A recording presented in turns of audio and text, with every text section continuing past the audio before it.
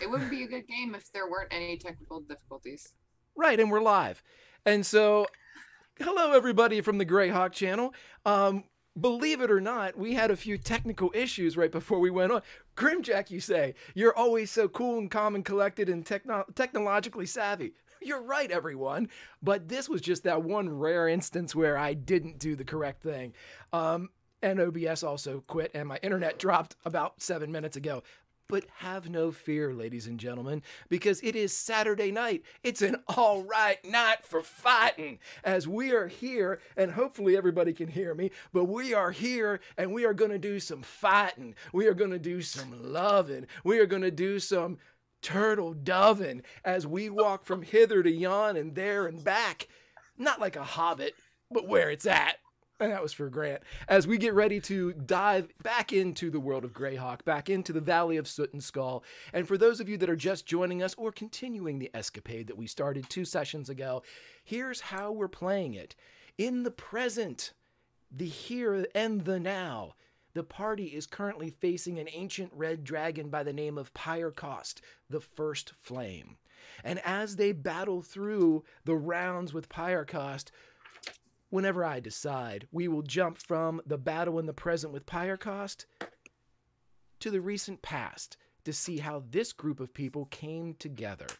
And like I am wont to do, maybe some things that happen in the flashbacks can dictate what happens in the present, because that's the fun thing about being a dungeon master. Time and space, oh, they're just more dice. So, as we sit and get ready for all of this, there's a couple things I want to do first, and I want to make sure that I am welcoming you, yes, you, to the Greyhawk channel. And I would like you, yes, you, to go to all the sponsors that help this wonderful channel stay up. This is a community that is worth being a part of, and it has sponsors that are worth sponsoring.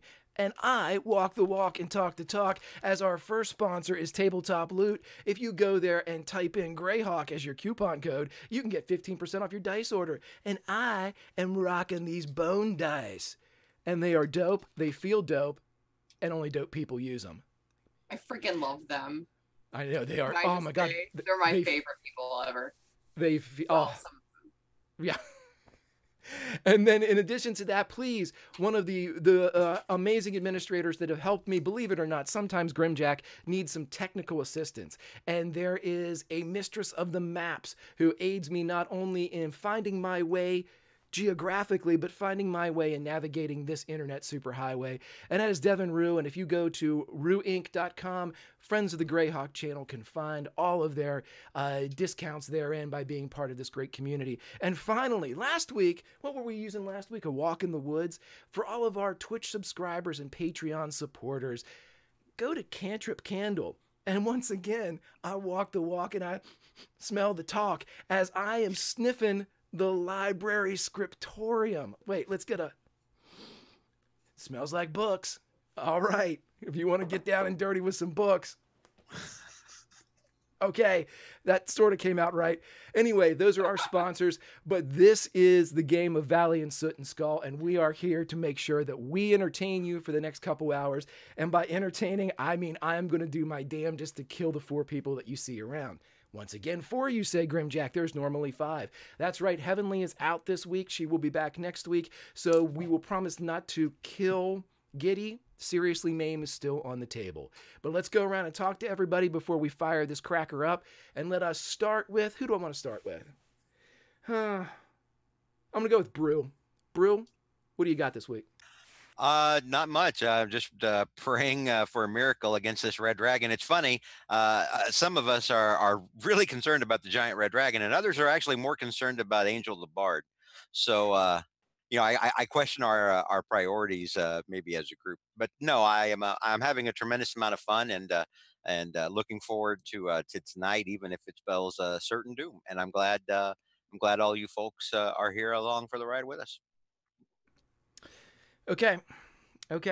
I like your optimism. I like the fact that you've had fun so far.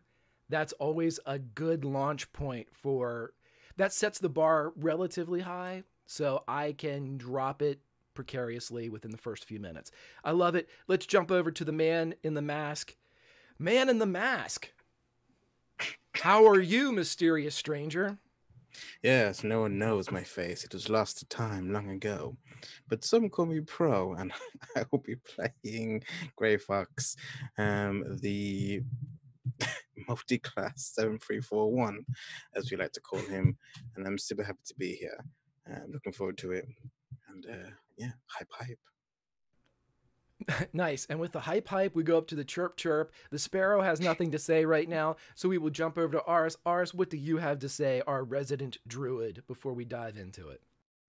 Oh man, I am so pumped. This is going to be so much fun. I can't wait to cast a couple spells on this thing. So yeah, I'm playing Kaylee. She is a wood elf druid / monk. So she's got a few tricks up her sleeve. She likes to do the unexpected, and we'll see what she does against this dragon, because she's currently on his back right now. I mean, likes to do the unexpected. For those of you just joining us for the first time, the druid is currently riding the ancient red dragon, so that pretty much sums up what you can expect turn by turn. And finally, not knowing what to expect, Greg by Greg, I throw it over to Lauren. How are we tonight, Lauren? Oh, I am doing good, friendo. Hi, I'm Lauren. I'm That Salty Ginger on Twitter. And tonight I am playing... No, I wasn't talking to you, Greg. I am playing Billy Swan.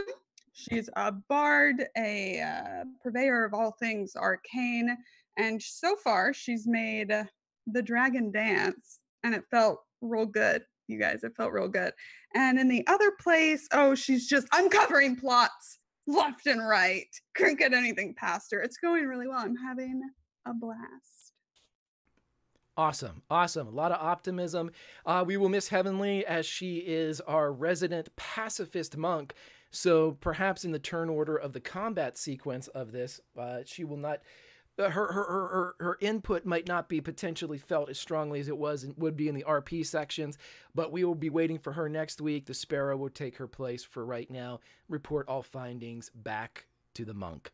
But before we get into the here and now, we got to talk about the then and was, which was the last session. So for a quick recap, buckle up, drag on your pipe, because here we go. In the present, which is the battle with Pyrecaust, the first flame had begun. The company of the hand held their own with Kaylee on the back of the dragon, and it seemed unsure how to proceed against the heroes. We flash back to the past at the top of the third round, and that is where we ended at the top of the third round. And if I was going to score this round by round, like a boxing match in Vegas, I would have to go to the company of the PCs that you see around here. Pyrecaust is reeling, as he is maybe a little bit too big for his boiling britches. But we'll see. There's a lot of fight left in this big old puppy.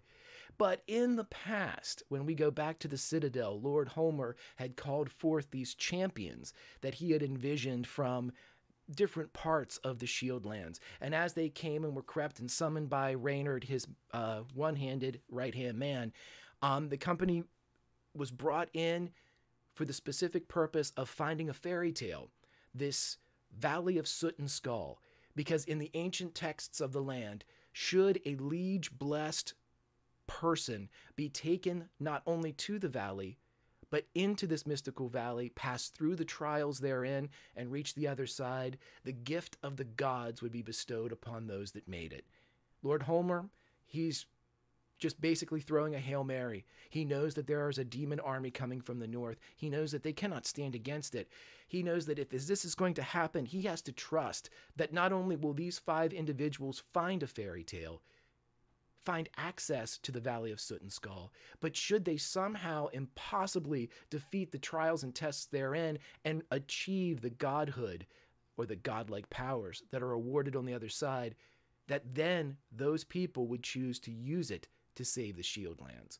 A lot of if coming off that plan, but that's all Lord Holmer has to go by.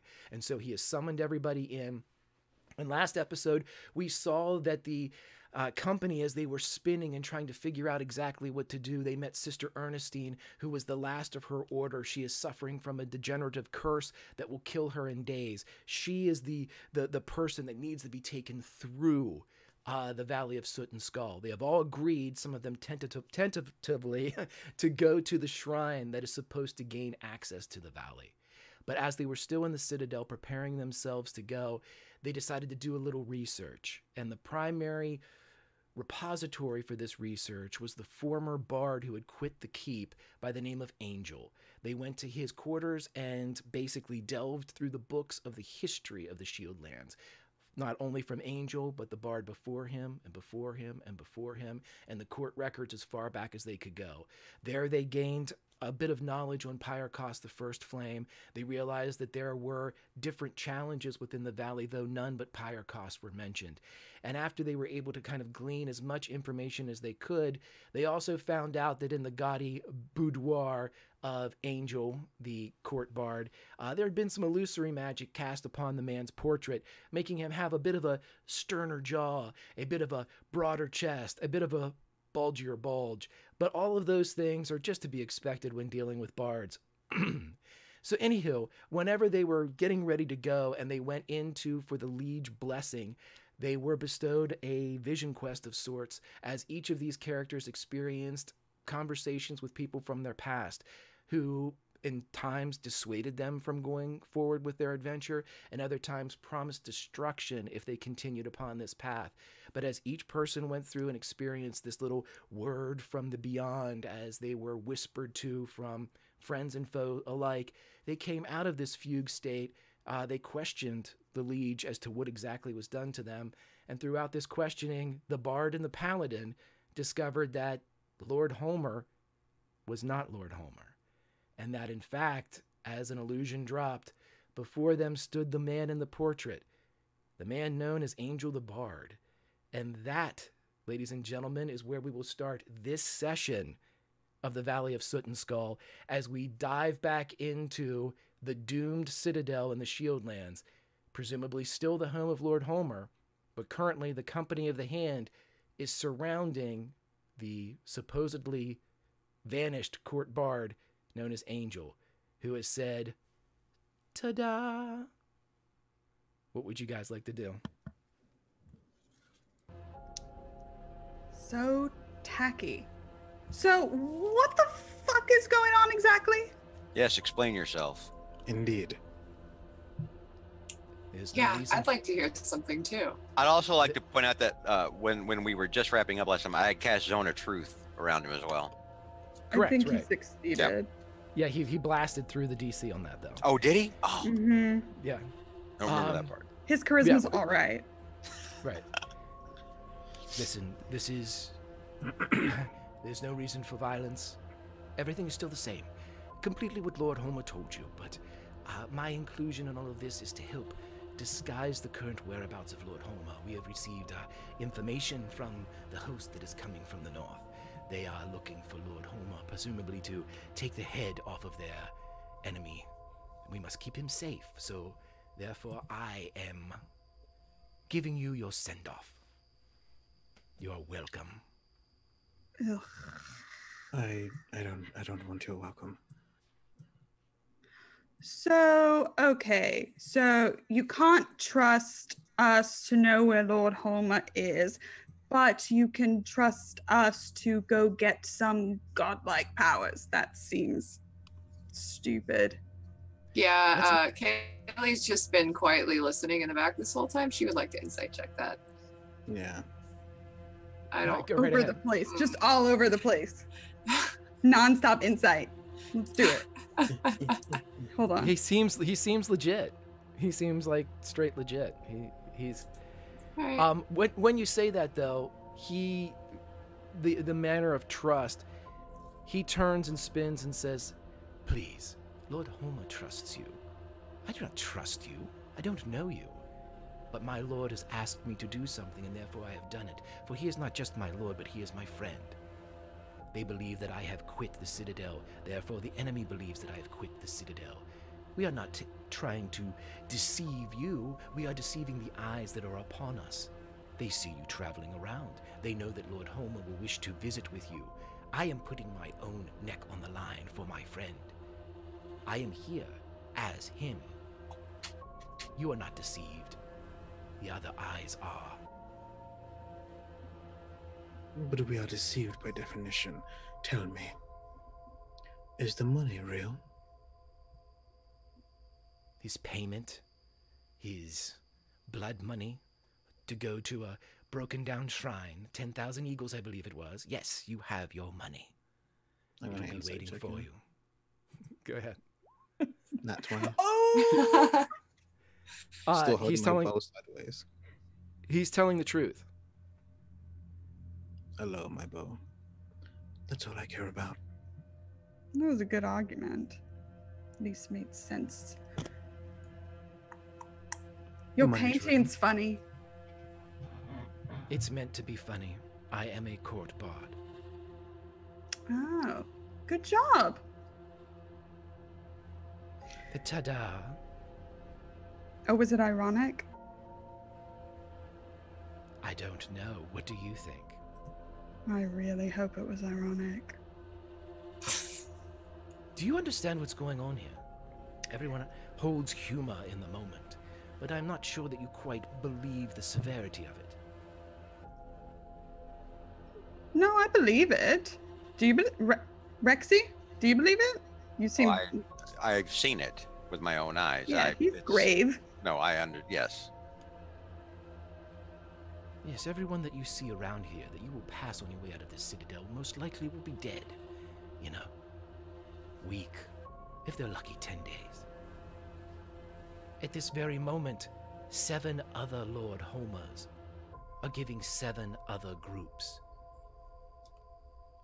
assignments very similar to your own. Between here and the north, where the demon army is coming south, lies this shrine. Reynard is sending these 7 other groups into the host. These men and women are pawns and patsies, thinking themselves like you, thinking themselves worthy, bestowed with greatness to find this valley. Little do they know they are distractions for the demons. And so these 7 groups of 5 men and women apiece are riding out, some of them dressed as a knight, to make sure that the ruse is complete. And as they ride north, they will surely be slain. And not just slain, gutted and torn apart by a host that means nothing but destruction for the south. That is what's at stake here. Your money. That meshes with what your lord told us was going to happen. He conveniently left out the sending people out to die for us part of that, and it does not sit well with me at all. Yes, it seems as though you like to be pompous and sing your graces. You've just admitted how you have fooled and tricked a bunch of people to die. He's a court bard. It is my job. It is not you I am displeased with at the moment. It is Lord Holmer for not telling us the full truth of what he had planned. I would have tried to talk him out of it otherwise. What would you have him do, Knight? You are his last chance to find this valley, and perhaps, if you are deemed worthy, cross through it, and then if you deem us worthy, save us with the power that you find. But what am I saving at that point? I mean, we're willing to sacrifice people. We've already, there's already been so many people that have already been killed here. Would you rather them all be killed, Knight? He is buying you time, as are every single soul in the Citadel. As the civilians and the refugees pour south from the Shieldlands, they are the heart of this country. We are a target to draw the ire of the demon army. We will buy you time. Use it wisely, or, he looks over at Greyhawk, spend it in a tavern, drinking away. Whatever. I have done my job to see you off and give you the chance that you need. Be well. And Rexarian turns and leaves to try to find the sister. Kaylee's gone too. Oh, God. Real quick. They can go. So, what was the blessing? Lord Holmer gave it to you in the Great Hall. This was a performance. Pretty good. Pretty good. Thank you. What was the meaning of it? I don't know. What did you see, Goldmonger? Watch your tongue. Jester.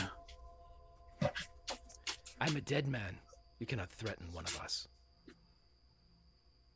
Then it shouldn't bother you if it comes quicker than you'd expect. I'm going to do your job. Your jabs are not necessary. Good journey. Yes. Live long. Oh, wait. I walk out. Okay. Well, we're a friendly bunch. Do you know where Reynard is? Do you know where Reynard is? He is sending out the other groups, equipping them. They have already ridden out. The 7th should be headed north as we speak. He will be by the gate waiting for you. Perfect. Cool. Can you tell him to come see us? I mean, I don't know where we're going. They just all walked off and I don't know this place at all, so we could never see each other again. That would be funny. That'd be ironic. Don't you think? Mm-hmm. Oh gosh, no. I knew it was coming. Please, I knew it was coming. I knew it was gonna. When I heard it earlier, I was like, it's happening. It's like rain on your wedding day. Just tell Raina to come see me wherever we're going. I'm easy to find. I'm very shiny. At the front gates, he'll meet you there with horses or carts or whatever else you need. Sister Ernestine will meet you there as well. The real Sister Ernestine. Not the ones they have dressed up and sent in her stead. Can I do an insight check on him, just specifically, like he's referring to everyone else as a distraction, to make sure that we're not a distraction? Specifically, yes. Go right ahead. 20.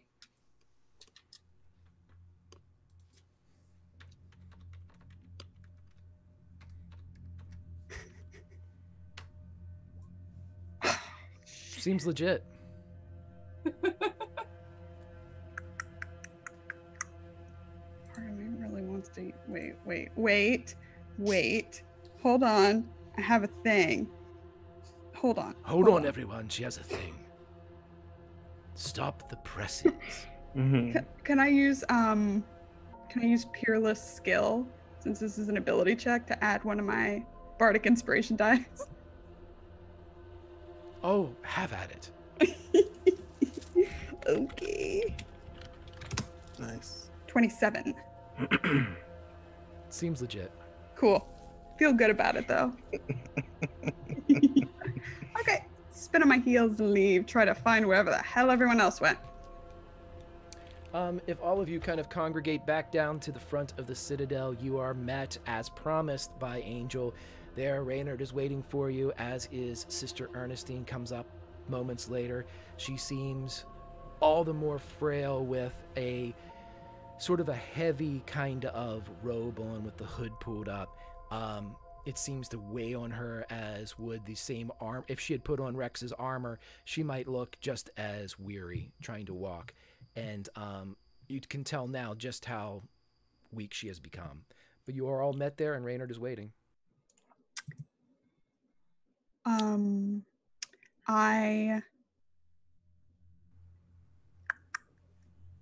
I look around at everyone. Is anything anyone else wants to do before we go? We just going. Everyone feel fit.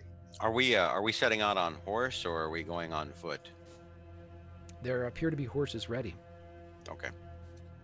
I will, or Rexarian will go over and he will just sort of check on the comfort of Sister Ernestine and make sure, you know, he knows what she's dealing with. I mean, he felt it firsthand, so he wants to go ahead and make sure she's as comfortable as can be, see if there's anything that she needs.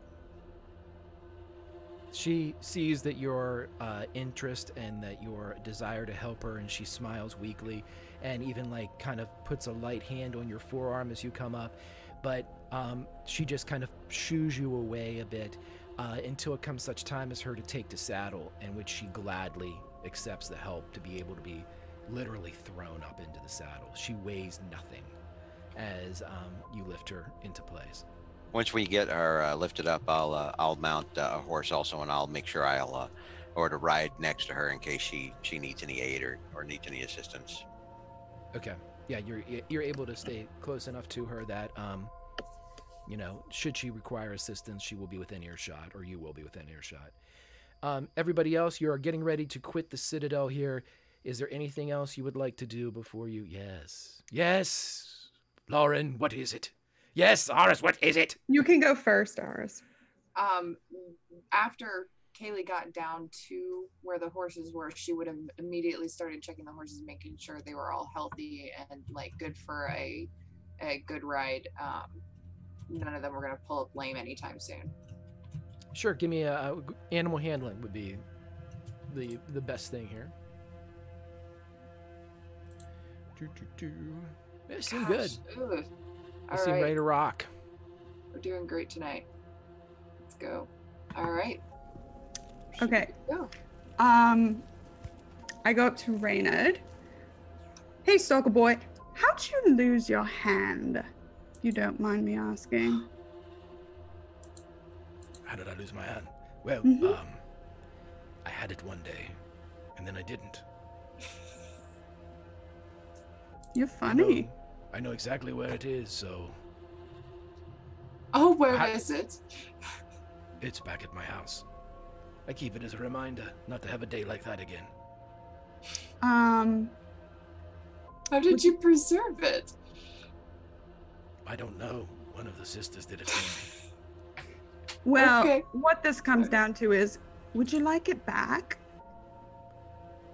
I've been offered the same thing before, and it is a good reminder not to have another bad day, so I will keep with the one hand. I've gotten pretty good with it. Respect. Get up on the horse then. Yep, he pulls himself up onto his horse with his left hand and stands there. And yeah, as you okay him, he just raises up the pinned up sleeve of his right hand. You assume he is giving you the okay back with a phantom hand as he begins to lead you guys out of the Citadel. And as you are led out of the Citadel, everybody make it. One thing. Yes, Greyhawk. I think as they were like helping the woman on the horse and saddling up and everything like that, I think as that was happening, we just kind of saw in the background, like Greyhawk, and I think it's that kind of Game of Thrones moment where like he probably sees like a boy he's just of age like to fight in this like war, who's like struggling with like a bow, and I think he just goes over to him, and actually just like lifts up his back, make sure he stands up straight, shows him how to pull it back properly, and they would just kind of see that in like the background as they're like saddling up and getting ready. Oh, that's sweet. Let's see. That deserves something, and I am going to... Let me see. What can I ask you to do here, everybody? I'm going to ask him to do something. Why don't you give me a persuasion, as that's the closest thing to instruction I believe that we have. Persuade them to learn. Persuasion. I'm not good at persuasion. Nope, not good. He appreciates it. Let's get all the low rolls out now. He kind of adjusts his outfit and looks around, and as you ride off, you see him kind of knocking an arrow, and it kind of slips past the string, and he fumbles for it for a second, and you realize that if this boy lives moments into a battle or a siege, it will be those moments too long, as he has no business being in combat, but in combat he will be. Mickey stares for a moment and then just like kicks the horse and rides off with the others. The boy waves as you go.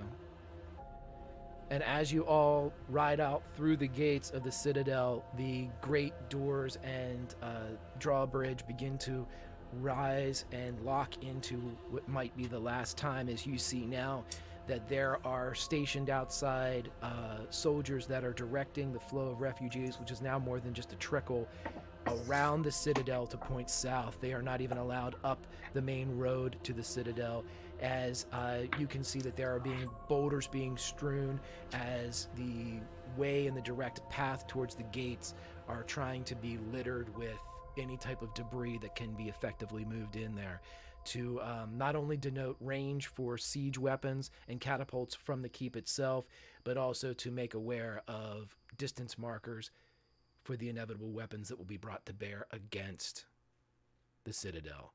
But it is a beautiful day as you ride out, and as you guys clear that area, move past the refugees heading north, you see that as you ride, a lone sparrow seems to be guiding your way as it spins in kind of circles, dropping its wings for a second and losing elevation and then flapping hard to get back up as it takes you deeper into the north. And so what we're going to do is we're going to cut to a couple hours later as you all are riding. Reynard has told you that the shrine itself it's less than a day's ride from the Citadel. It is north, though, directly towards the host. And as we kind of creep over a rise, one that Reynard promises is the last until we can actually see the shrine, I would like everyone to roll perception checks. What do my elf eyes see?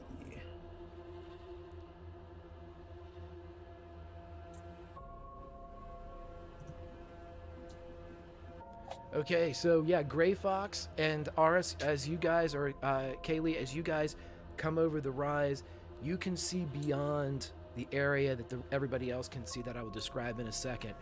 But in the near distance of the north, you see smoke as a great host, given the width that seems to be advancing south. There are numerous through, maybe scattered by a quarter mile here, 3/4 of a mile there, 2 miles there along the span of the horizon to the north. You see tendrils of gray and black smoke rising into the air, the source of which could be campfires. It's probably not, as it is still midday and it would be on the march. You can only assume that perhaps these have something to do with weapons of war, or some other fiendish machination of the demon host that is heading south. But they are probably within half a day's ride of this very spot, making them within a day of the Citadel that you just left. But in addition to what Gray Fox and Kaylee see, everyone sees the following. As you guys are able to go down, you see what is a small bowl-shaped valley, as if it had once been the site of perhaps an impact from the stars. As the rest of the plains around it seem to be of the same elevation, this area is a natural depression into the earth. It lasts about a half mile by a half mile, and inside that you see that there is large monoliths that seem to have been toppled. They are covered with the plains grasses, and in some cases in the shadow, thick moss, as nothing is stacked anymore. Whatever design had once been held for this site of sacredness has been sundered, and it has happened ages ago, as these long columns of stone, perhaps stacked, perhaps leaning against intentionally. No one knows the original design, but the design now is one of ruin. And as you go down, it's difficult at first until you close on the bottom of this depression to see that where you believe there to be just mounds of perhaps grass or dirt, you'll see an edge of, or an end of, an ancient stone column sticking out, just a long stretch of rock. But the closer you become, you notice a couple things, that there are markings along at least the visible sides of this ancient stone. And in roughly the center of this space, perhaps at the very middle of the depression, there is a disc, a perfect circle of obsidian, upon which no grass or moss grows. Welcome to the shrine. What would you like to do? You said there were markings around? Seem to be markings on everything except the obsidian disc, but all of the fallen stone has carvings of some kind all over it. Mm-hmm. I would like to inspect it to see if I recognize the carvings at all. Sure, yeah. anybody that's wishing to investigate, what I'm going to need at first is a lot of this stuff is covered by moss or just dirt. You can read portions of runes as you kind of look at it. But even for just a base investigation check before I give you anything, it's going to require some cleaning. So what I'm going to ask you all to do, two things. Just regular cleaning of this, just like pulling off the moss and kind of brushing off the dirt that may have sunk into the carvings and engravings of the runes and letters and symbols, will take time. You are obviously more than welcome to do it in a generic, normal sense. If you guys can think of perhaps a way to make it faster, let me know. Come up with your plan on how to clear some of this, and then I'm going to need dexterity checks to see how well you can do it, because this stone has been weathered. This stone currently has, like I said, moss and dirt kind of packed into certain runes, certain carvings and etchings, and it will take a skilled hand to brush it off without taking like a large chip of one of the kind of points of certain letters and things to keep it as intact as possible. So Can I prestidigitate it? Yeah, you're just gonna. It seems to not. You can't just like kind of clear it and make it brand new, but you can do like a patch at a time. Patch at a time, a patch at a time. Okay. And so yeah, you can work through it. It's still going to take you to reveal everything. Working by yourself, it's going to take a good, we'll say an hour. Okay. Because Kaylee will help. Okay. Yeah. If you're both using it, a half hour then to cut it down. Oh, I don't have prestidigitation. I have Druidcraft though. I don't think that's going to really help. But Kaylee will help by just clearing stuff so she can get in there and prestidigitate the like dirt away. Yeah, Druidcraft allows you to kind of create flowers and things like that. I am as I've always been, and Lauren will always tell you, I am a benevolent DM.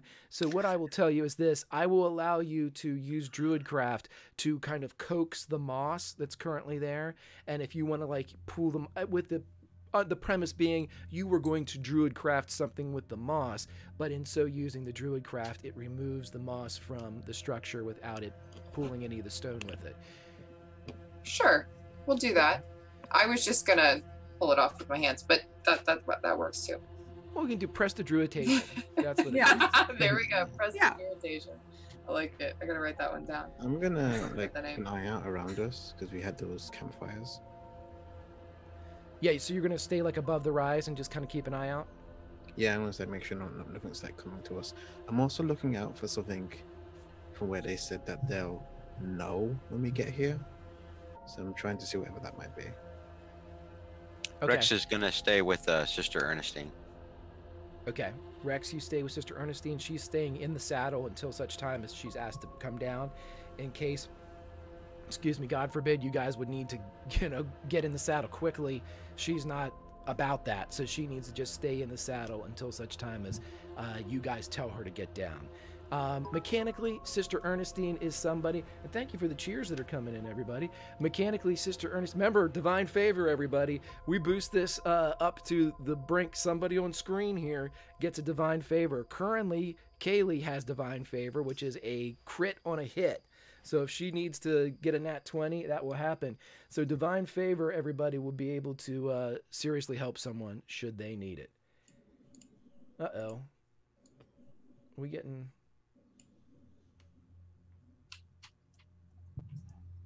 Is the stream down? Do you guys still have the stream up? Mm-hmm. That's fine. Okay. Yeah. Yep, sorry guys. It must just be me. Who would have thought? So as you guys are sitting there, mechanically, the way that Sister Ernestine will work is you direct her. Much like Giddy did in the battle last episode, tell her to get out of the field. She will do so to the best of her ability. If you need her to perform a different action, you can ask and command her at will. I will then, assign her movement speed and things like that. But anything that you need to do, run it past me, and we will just kind of Jaeger her wherever she needs to be. But currently she's on horse. As you all are standing there, I would like a perception check from Gray Fox, who is 28. 28. You see nothing coming in, man. So you see that there is... Ooh. Why is my thing working? Goodness, my Twitch is all twitchy. So yeah, as you roll the 28, you kind of scan the entire horizon. Your eyes stopping a bit at the smoke from the north, and you realize that yeah, it is indeed getting closer. And as the hour passes, you are able to see that. Oh, there we go. Wu-Tang! And everybody dropping some mad money. So now, everyone, what we're going to do is Grimjack's going to try to fix the divine favor and get it back where it needs to be. And I'm going to hand this over to Lauren. Lauren, what I would like you to do is assign everybody a number, yourself included, which would be a D4, but you guys give a number. And then what we're going to do is we're going to roll that number. And if your person's number comes up, I want that person to roll a D6, and I'll tell you what you get. And buy me as much time as you can, because I have to do tech stuff. And everybody, it ain't going to be pretty, but I'm going to try it. But you're so good at it. Okay. I know. Okay. Concentrate. Focus, Greg. So Josh is 1, Kaylee's 2, I'm 3, Brew is 4. And I love how you used everybody's real name except for me. Damn it! Sorry, Eris. I worked really hard on getting the pronunciation for it right. Damn it. No, you can just do what Scraticus does and aim to get it wrong every time. That's a good idea. That's what I do with Greg's nicknames. Yeah, on point. No, I thought you always got his nickname right because you made it up, right? Oh, that's right. So We won't share that online. We don't want that one to stick, though. I feel like I would get punished either here or other places, like tomorrow. So I shan't. Getting cock blocked. No. Wow. I had a plan. Listen. I gave you a moment to, by the way, everybody. I think I did it. Greg, I think I did it. You did it. By the way, everybody, I gave her control to roll a die, and she couldn't even do that without dropping cock block before that. Sorry, I am running a family-friendly show here, and it is being such bullshit. You're such a liar. I am not cursing. Me, motherfucker, it's me. Would you watch your language? No, I can't. I'm sorry. I'm a really nice person. It's me, though. That's how many times have you said that since we started the call? I don't know. Number 7 or 8. As we said before the stream, we can tell Lauren is a nice person because of all the yelling she does at us. Yeah. Right. The yelling in itself sounds nice. Okay, so everybody, 3. Who won, Lauren? It was me. It was you, of course. Number 1 was Lauren. Number 2 was Lauren. Number 3 was Lauren. And number 4 was Lauren. No, it wasn't. What did that, Eris? The fates seem to reward vulgarity. Okay, so Lauren, if you would roll a d6 for me, please. I feel bad about it now. 4. 4. You I was too. gonna make that joke before you assigned numbers 2. With a 4, you too have received a critical hit gifted to you by the gods of chat. This critical hit is a nat 20 that can be used on any roll that you cast. You can automatically say, give me a nat 20, and just like Aris, you are able to get a nat 20 on it. So Divine Favor has been gifted. Thank you very much to everybody watching, as Divine Favor is something that can absolutely change the course. Just think what Divine Favor could have done for somebody on Thursday night, but there was no Divine Favor there. It's none. Cry later, Greg. I know, damn it, I'm so upset. Too soon. You're Too supposed to be soon, making Greg. us cry. Yeah, I'll get. That's right. That's Brand. right. Get on brand. Get on brand. Too All right. emotional. Well, Pro doesn't have tear ducts, so. Right. Well, What we'll are see we if we can change doing? that. We're at a shrine. We're cleaning a shrine. We're cleaning. Yes. So as you guys are able to get everything kind of taken care of here, you're able to finally prepare this area, and you're not just kind of cleaning and not looking at everything. As you're cleaning, you're also kind of committing things to memory, and as you walk through.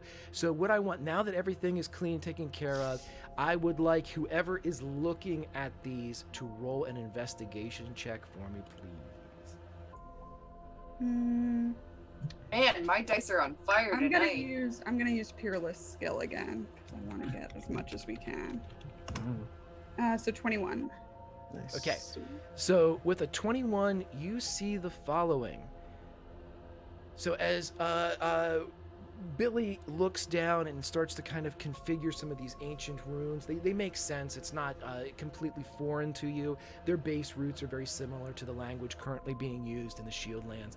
But as you look through, it's more titles and more descriptions, now that you've revealed the entirety of the structure, of scenes that have been chiseled into this.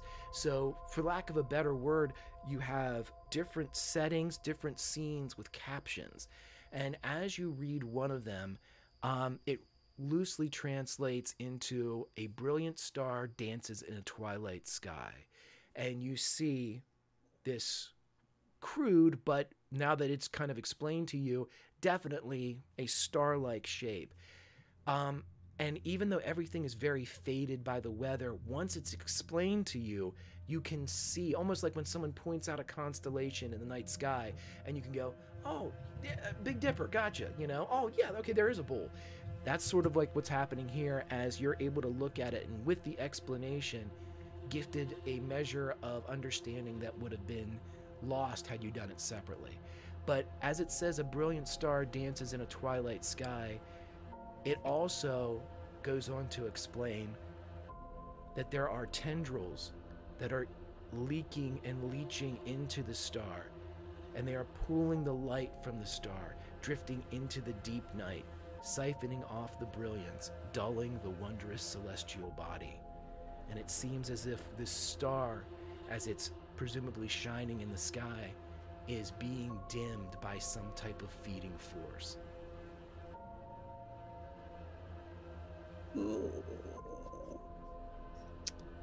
Tasty. They're happy. Right, yeah, I do tell everyone that in all the colorful detail.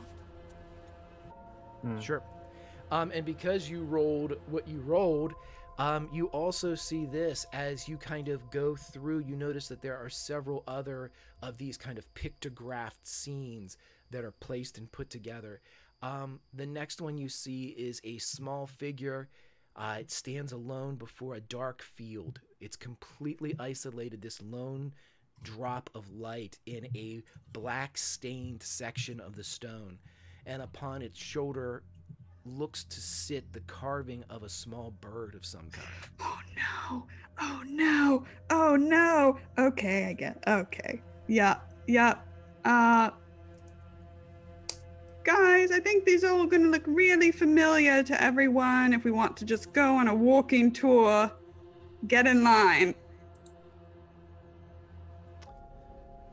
Who is joining? Because we have people that are on horseback, and I can presumably just down read here. them out to you if you want. I can do like one of those like rubbings and just copy them if you want. Yeah, you guys just stay there. You look really comfy. I'm getting dirt on my clothes. You're doing great. I know I am. I always do. You know, Billy, I did hear once that you are good at rubbings. Kaylee. We are gonna be really good friends. Oh, yeah. Yeah. I start doing that. Oh. And Kaylee really got a hold of that one as it's traveling to deep left center field. It's back. It's back. Okay, so I debated for a moment. No, and then I never. was Always like, do we're it. doing Always it. do it. Always do it. It's very much appreciated. okay. As you go around on your walking tour of these collapsed kind of monoliths, you see the lone figure on the black field, and as you go over, you think that perhaps several of these might have been together at once, as you continue to see this splash of black stone with an image kind of carved or superimposed in a kind of foreground look to it. You see another one, a figure stands before a wave of darkness, whereas there was a field before with the figure facing the field. This one seems to be in an aggressive stance, as it's not just a plain black field, but it seems to be a wave, like a mass, an ocean of black is coming towards the figure. And as you look closer, almost imperceptible because of the weathering that's been done to the stone, but the figure that's standing there has a bluish tint to their hair. The next one that you come up to, you see a picture that originally it looks like just a sky with a hand that's coming down from the sky, a large hand piercing the clouds. But upon further inspection, after you had removed some of the moss, there is a figure that is standing again before this dark tide that the hand is reaching for. The figure on the field carries the edging and shape of an armored combatant, a knight in point of fact. And as you get around towards the end, you see that there is a scale which seems to weigh great troughs of light and dark. And even as you watch, your eye is tricked into thinking which way the balance will swing. One way it looks like the light is winning on the scales. One way it looks that the dark is giving. But as you brush away a lone piece of moss, the scales take on a new overlying shape, a mask. Are these carvings in like 5 distinct places around the center obsidian stone? You can't tell. Their original placement has been lost to time. You can't find like the breaks and stones that may have been planted. It seems, if with your investigation roll before, it seems as if there's too many of them on one side, almost as if they had fallen before they were replaced or like picked up and moved, because it doesn't seem like an appropriate structure for the way things are set. It's almost as if it's too top heavy or like weighted too wrong on the one side. It just looks like they've been moved, perhaps. How old do they look?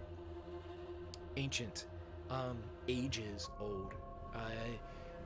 Well, once again, with your investigation check and like moss growth, and Kaylee would be able to help you with just vegetation and the weathering of the stone, you'd place it at anywhere from 1,000 years to over. I kind of look at all the others and linger just a bit longer on Greyhawk. And then with my rubbings, I head over to everybody. Group meeting, chop chop. Has there been any change, Greg? No. You just see an empty plain, other than the fact that to your eyes and how well you rolled before, you can almost see the advancing of the smoke in the wind.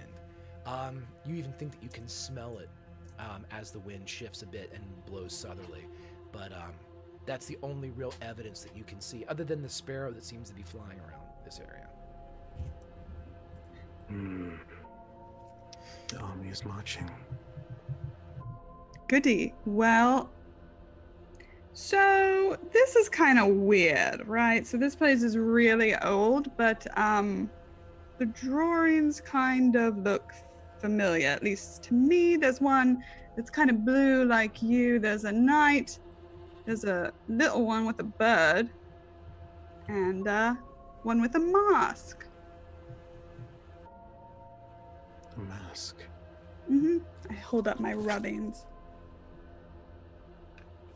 You're quite good at that. Thank you, I know. Legendary. I've never quite seen rubbings that well before. First time for everything, stalker boy. When you lose a hand, you often envy the rubbings of others. I offered it back to you, buddy. You didn't want it. I'm so proud of myself for starting this right now. It's gonna live on forever in infamy. Well, I'm glad to hear that some rumors are true. Aren't you just? Right, so is anyone else concerned? Anybody else think that's weird? Seems weird to me. Yes, that looks much older than me. Right, it does. Me too. Could we perhaps let Sister Ernestine look at them and see if she can give some insight into this? I mean, I don't share my rubbings with just everyone, but sure. How many are there? She is special. 5. though. 5. Like there are 5 of us. Stalker boy, what exactly were we supposed to do here? I don't remember asking. You're supposed to come here, and this was the end of the line for anyone that didn't wish to proceed, but I assume that Sister Ernestine can figure out a way for you all to get in to the valley through the shrine. This is over my pay grade. Speaking of pay, Do you wish your payment now? were you given a note? I was given no note, but I was told by my lord that if you wish to leave, the money is yours. There are instructions on where to take it. You weren't given any. I received no instructions.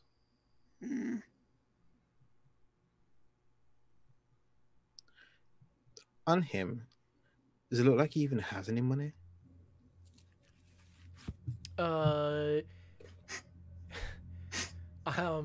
Sorry, just read Zoom.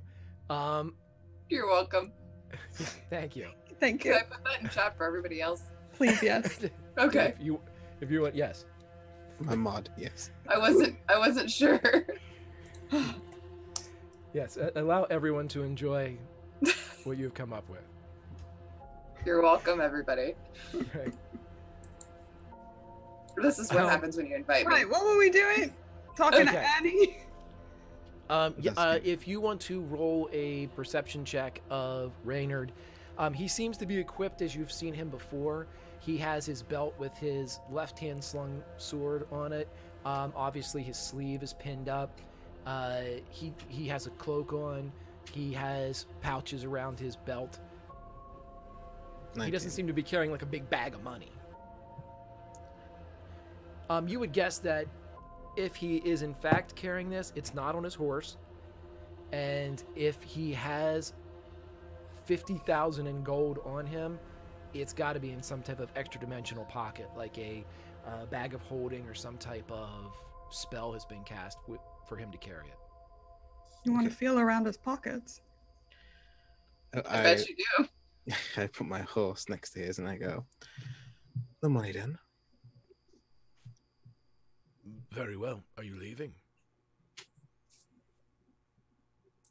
I'd like to see if you actually have it. He reaches in and you see him reach into a small bag and pull out a larger bag as it kind of pops around the opening of it, and he jingles it and he opens it up and you see a lot of golden eagles inside. You can assume by the weight and heft of the bag that if it's not 10,000, it's damn close. I look at the bag. I look at the way of army. I look at the way that we have to go. You'll most likely collide with them, won't you? You mean on my way back? Yes. I'm not going back. You're coming with us. I'm buying you time. Where are you going? Probably join my hand. In your house? Oh, no. No. I could be so Well, lucky. no. Home is where the heart is. Or the hand. I No. appreciate the No, math. sorry. I'm leaving. Give me the money. Oi, come on. You're not a little bit curious about the fun ancient drawings that look like you and us? It doesn't matter. There was no intention of sending the money back to the place I wanted it to go. It was never leaving. It's gonna die here or wherever with the money. If he doesn't go back with him, then I'll go back with anyone. I can send him back. I don't think he'd be willing to. He's not willing to do a lot of things, and frankly, it's disappointing. Willing to not die. I Right. might listen to that. But would your duty allow it? Buying us time. Well, I would guess it would be seconds. in front of a host of demons, but perhaps I could do more good this way if you have money that needs to go somewhere, a loved one, a family. I could take that.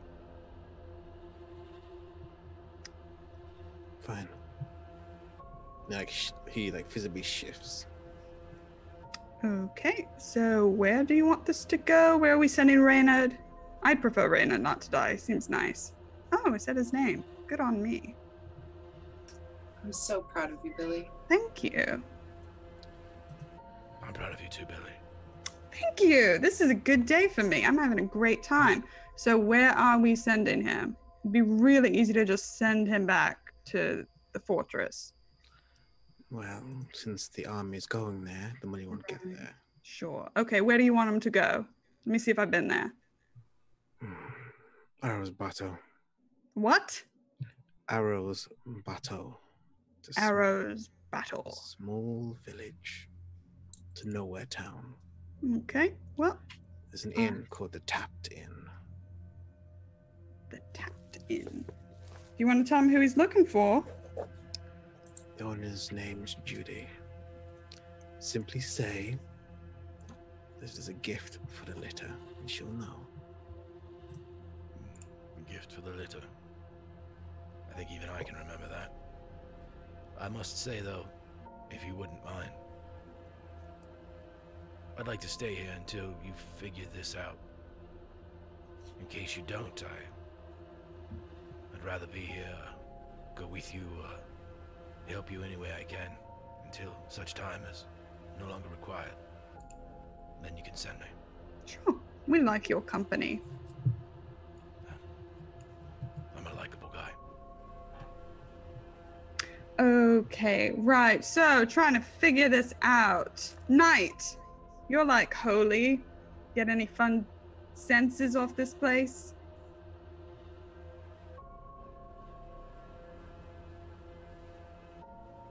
Stoic holy knight. He's finished. I don't just not here from sitting on my horse, but I'll go and have a look around if you want to show Sister Ernestine and see if she has any input. And Rex will dismount and start walking around, and he'll use his divine sense. Okay, coupled with Rex's divine sense, and why don't you give me a religion check, Rex, as you can do so with advantage since you are traveling in the company of Sister Ernestine, who seems to know quite a bit about, religious history and the history of the land. So go ahead and give me that, and we'll see what your sense and your general knowledge are able to glean. Oh, Rex. Get it out now. Get it out now before the second half. Oh, Rex, you look so confused right now. oh, sweet Lord, get it all out now. Oh, Jesus. Oh, baby Lord. That's what I was saying. Oh, man. I've been telling everybody what the roles are to this point, but I thought we'd go over and look briefly at the map so you guys can see the role that Rex just had. That was with advantage, ladies and gentlemen. That is a natural 1. And that's a 2 after it, I guess. So, we'll go. We'll leave that. We'll leave that all behind. We'll just leave it behind as we go back Rex, to. You look so confused. I'm not one for prophecy, which is what this feels like. Prophecies are really fun. You can interpret them all sorts of different ways, historically. I'll listen to you on it. I'll defer to others here, but this is whatever this is. It's no demon or devil or anything I can fight. It's a little out of my kin. Okay. We'll say that instead of having like the instant gratification of the knowledge, about another half hour, 45 minutes goes by as Sister Ernestine kind of pours over everything and has a eureka moment around 45 minutes as she turns and she says, I believe I figured this. And she kind of calls Billy over, calls Kaylee over to take a look at the individual kind of representations of you all.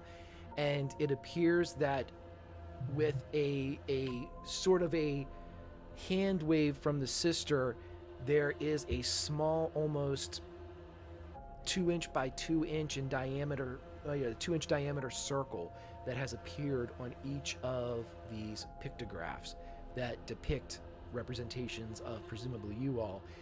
And she says, I believe if you all touch these and then congregate in the center, something should happen. Something good? Well, if nothing else, the something would be we would meet in the center. Mm-hmm. Perhaps nothing would happen. It says that something should happen, but this place seems sundered. She looks around. I will cast Detect Magic. And walk. Give it a good walk-sees. The whole area has a dull glow to it. The disc in the center has a very kind of a pronounced glow to it. There seems to be nothing more than just generic magic or arcanic energy that seems to be housed in these stones. You don't get like a specific school or anything like that. You do kind of get residual stuff from Sister Ernestine and your companions as, you know, different things from them kind of pop up. Sister Ernestine has an amulet on that fires up in front of you. Excuse me.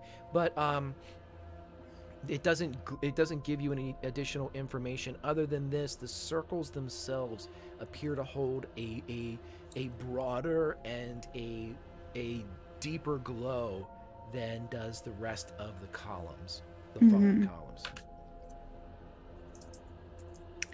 I think she's right.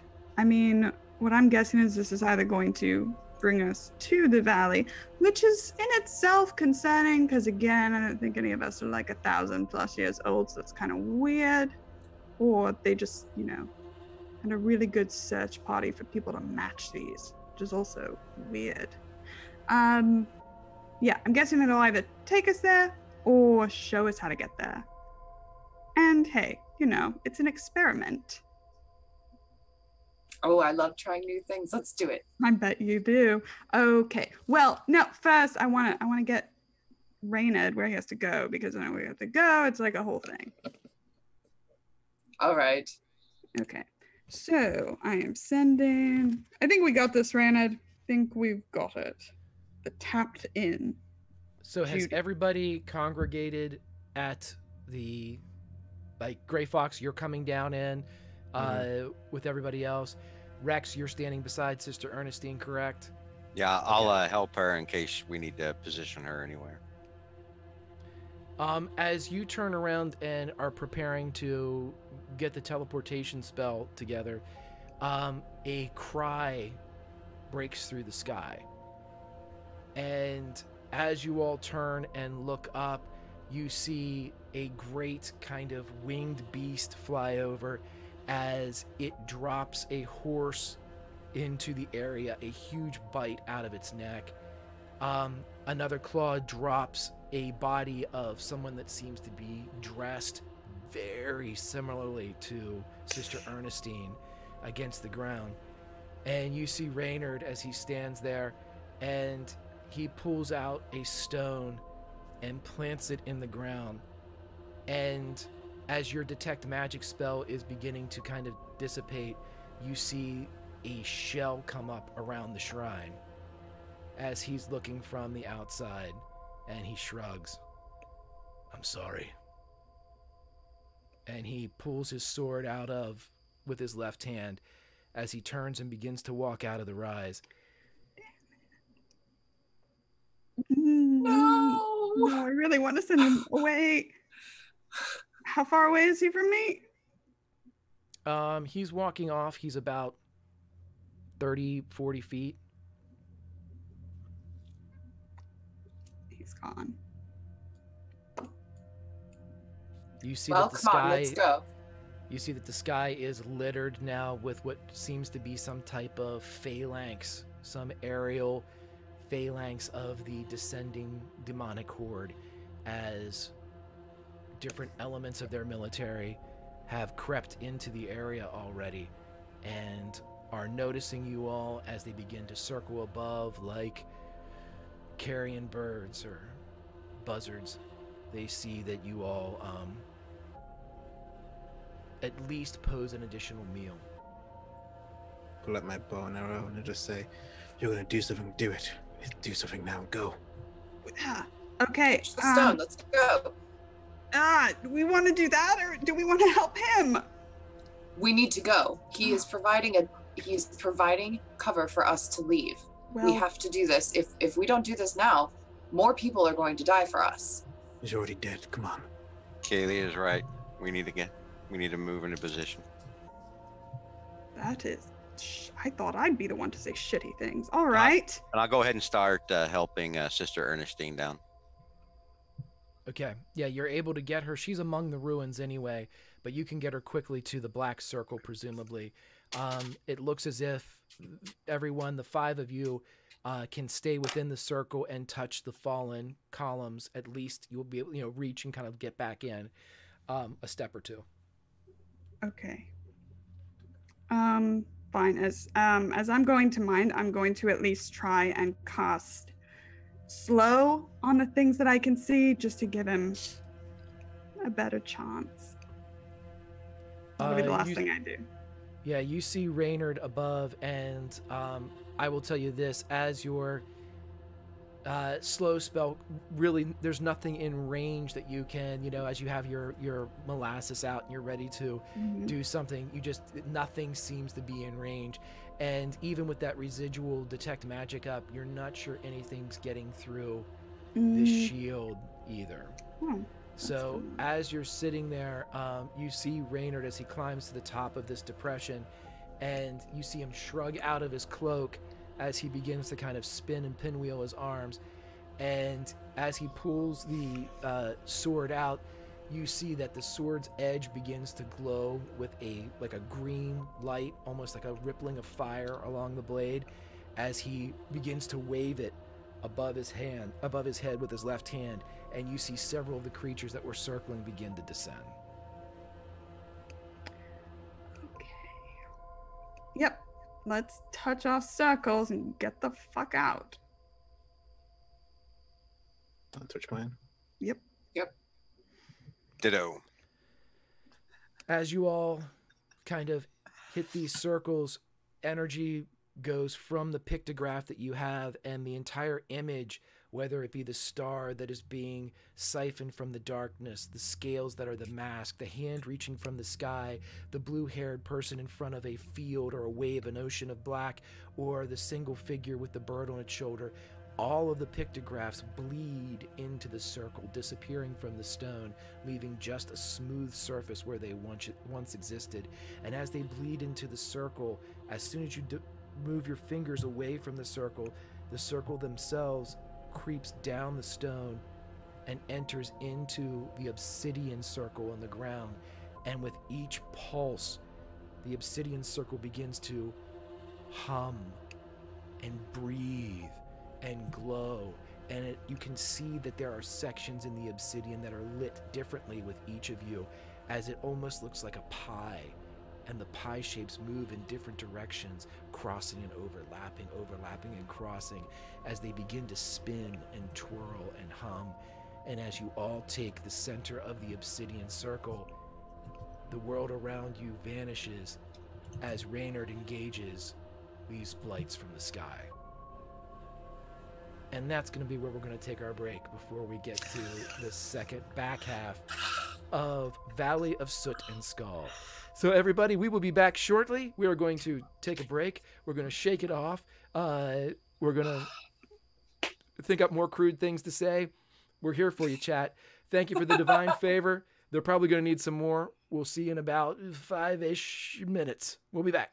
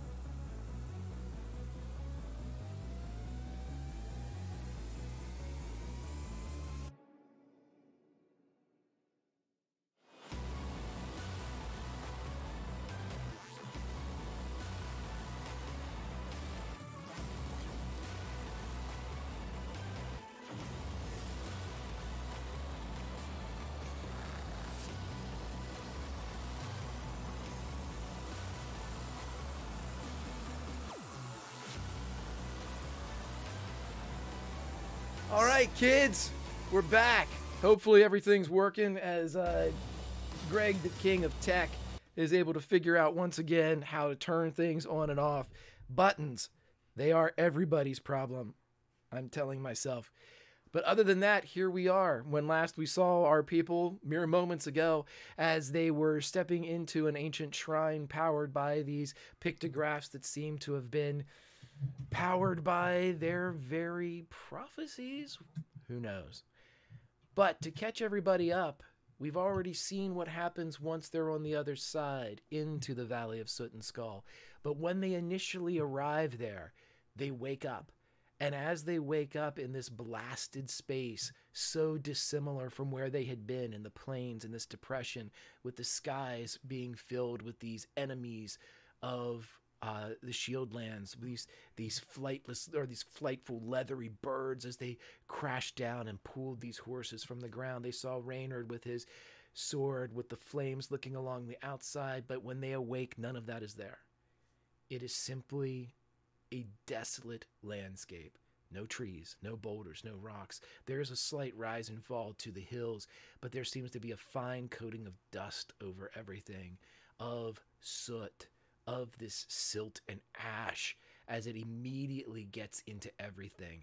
Anything of them that produces moisture around their eyes, their nose, their mouths, immediately have like a darkened cake to them. Their skin, where they perspire, immediately grabs this dust from the air, darkening different places where normally it would be a sheen or a glow of sweat is now caked with a paste or a chalky residue of ash.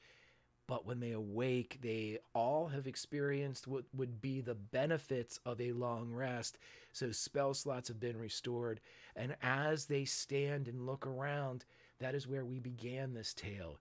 As from the skies, Pyrecaust made his declaration that this valley was guarded, that this valley and its treasures, if there are such things within, are his to give.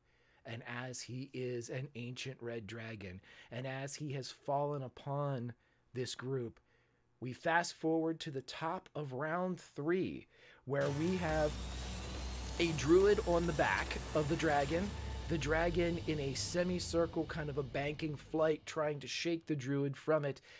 And clustered together, we have a bard, a pacifist monk, and a paladin. And way the hell off, 100 or so feet, is Mr. 7341, as he is as far back as his bow. Well, not as far back. He's got a hell of a range, but he is well away from the host of the PCs. Sister Ernestine has been removed. She is going off the field of battle, presumably, for the sake of mechanics. She is away. She is being defended by Giddy, who, as the dragon moves, Giddy, our monk, is putting herself between the dragon and Sister Ernestine as a last line of defense for this person they are to protect.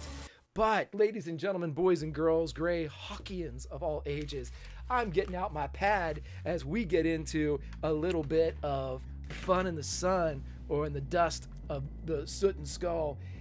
The initiative order is as follows.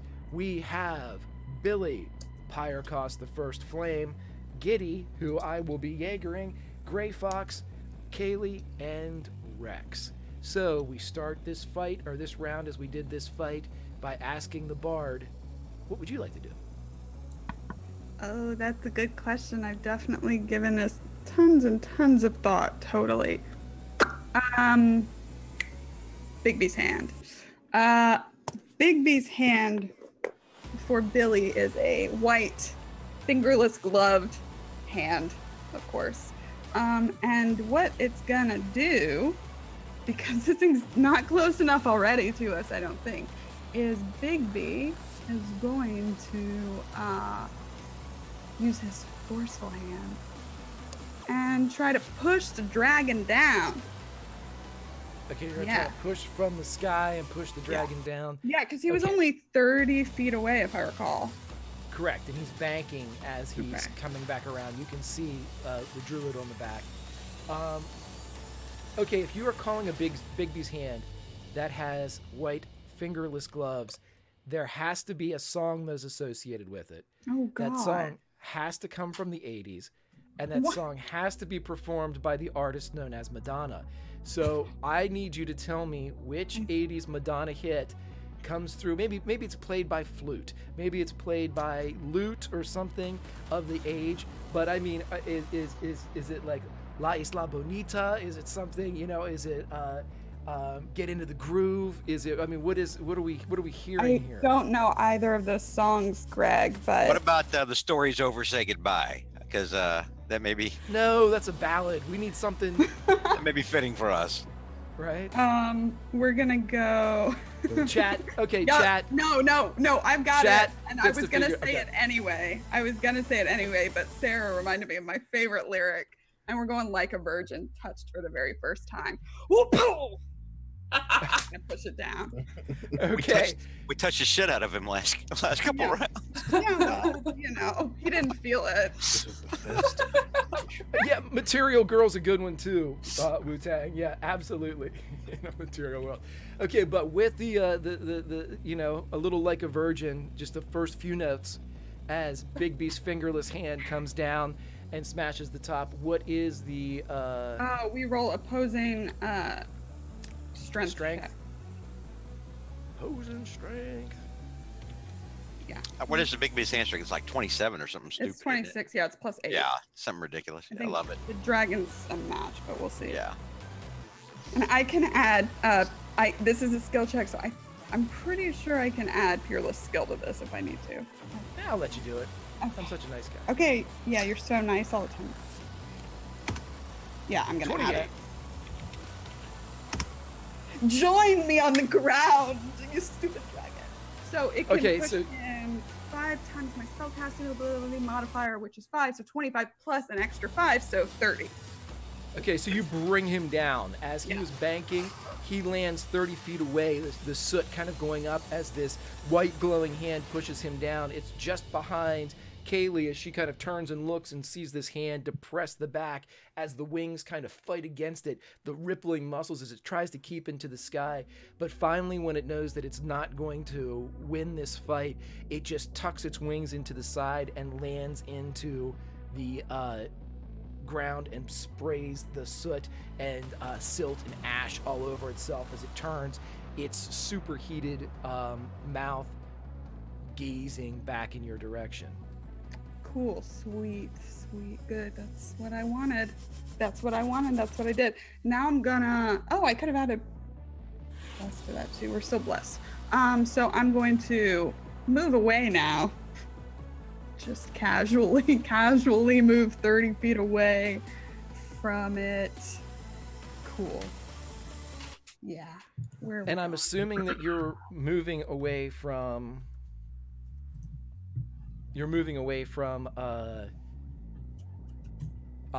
Giddy and Rex, correct? Because you guys were all clustered together there. Yeah, I'm You're getting doing- out of the You're cluster. like a serpentine pattern to get away. Yeah, You're yeah. declustering. Okay. Zigzag. What we're going to have happen here is, well, I better do this first. There we go. Oh no! Oh no! So, as the creature turns, the gaze that is filled with fire, he stops the shaking on his back, and over his shoulder he says, "Relish this, druid." And he steps forward into within 20 feet of Giddy and Rex, and a great inhalation. And as he inhales, the soot and the ash evaporate before they go into his glowing maw, and he breathes out. The first thing that's going to happen here is Giddy, Rex, and the druid on the back are all going to take 20 damage for being within inside his heat radius. A quick question, Greg. Did he have to move to get into that range? Or was that thematic? He doesn't have to move to do what he's Okay, doing. cool. Yeah. I was gonna say because it was like he's moving 0. He's grappled, right? No, no, it he's just on the redirects ground. him. Oh, I thought it was grappled. I can grapple him. Yeah, that was just like a redirection to bring it to what I assumed. That's what you said, right? Yeah. You were just bringing him to the ground. Okay. Oh, sure. Yeah. So as he turns, he is going to breathe on Giddy and Rex. And as Giddy has inspiration. Giddy also, Giddy's also got blessing. Giddy, And she's in your aura. yeah, she gets a +4 to because she's or is she within 10 feet of me? Well, I think we said she was last time, but on the map, I think she's 15 away. Is that her, the cat down there? Is that a cat? And honestly, I mean, like when I just drugged myself onto the map when we were putting on the icon thing, but I remember last time I had said I moved closer to Billy and Giddy. So, okay. Well, So if you want to say goes up- she's within 10 feet, that's cool. Jesus Christ. Okay, so I would like you guys to roll a dexterity saving throw. I will roll for Giddy. Okay. Roll strong. Roll high. If that's not enough, she has a D12 of inspiration. I'm going to She's add going- my D8. So I get a 20. Okay, so Giddy will pass. Oh, good. I helped her. She's not here to know, but I helped. Giddy will then take, we'll give her a round down. She takes 43 damage. Okay. You take 87, Rex, as the full blast of this dragon takes the night, as the heat just sears everything. Your metal becomes superheated as you're turning, and you cover your face, but the forearm itself burns into from the inside as this absolute gout of flame falls over. And as it exhales its last breath with like a puff of smoke comes out of the snout, it turns back, almost accepting the druid on its back. Did you like that? Yeah. She spits on him. It sizzles. Yeah. Hey, Rex, you unconscious, buddy?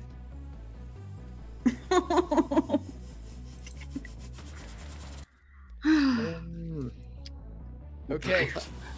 I'm really So- glad I wasn't in that because I would have been. Yeah.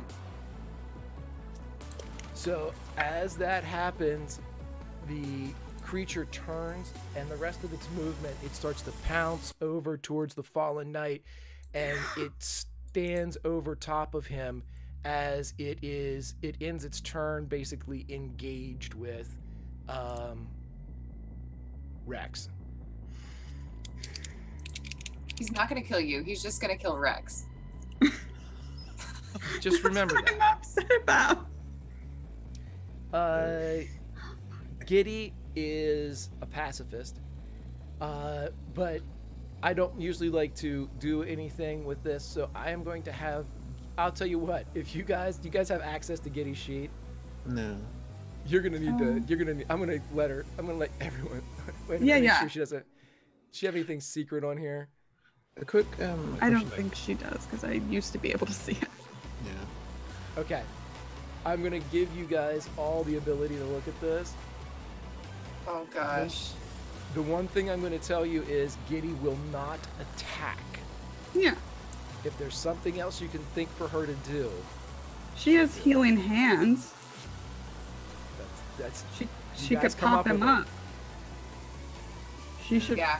I think would she do should that. probably pop him up. Actually, because she made the save, she takes 0 damage because she has Yeah. evasion. I was gonna say. She Okay. didn't take any damage. perfect. Yeah, and I think she should healing hands him and get him up right away. So maybe. Wait. Da, da, da. 5. I will give you guys a second since this Then maybe is- a key point to take the dodge action Yeah. or Yeah. bonus action.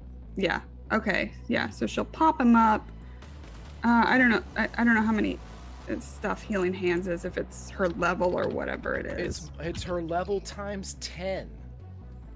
So she's got a pool of She could- 150.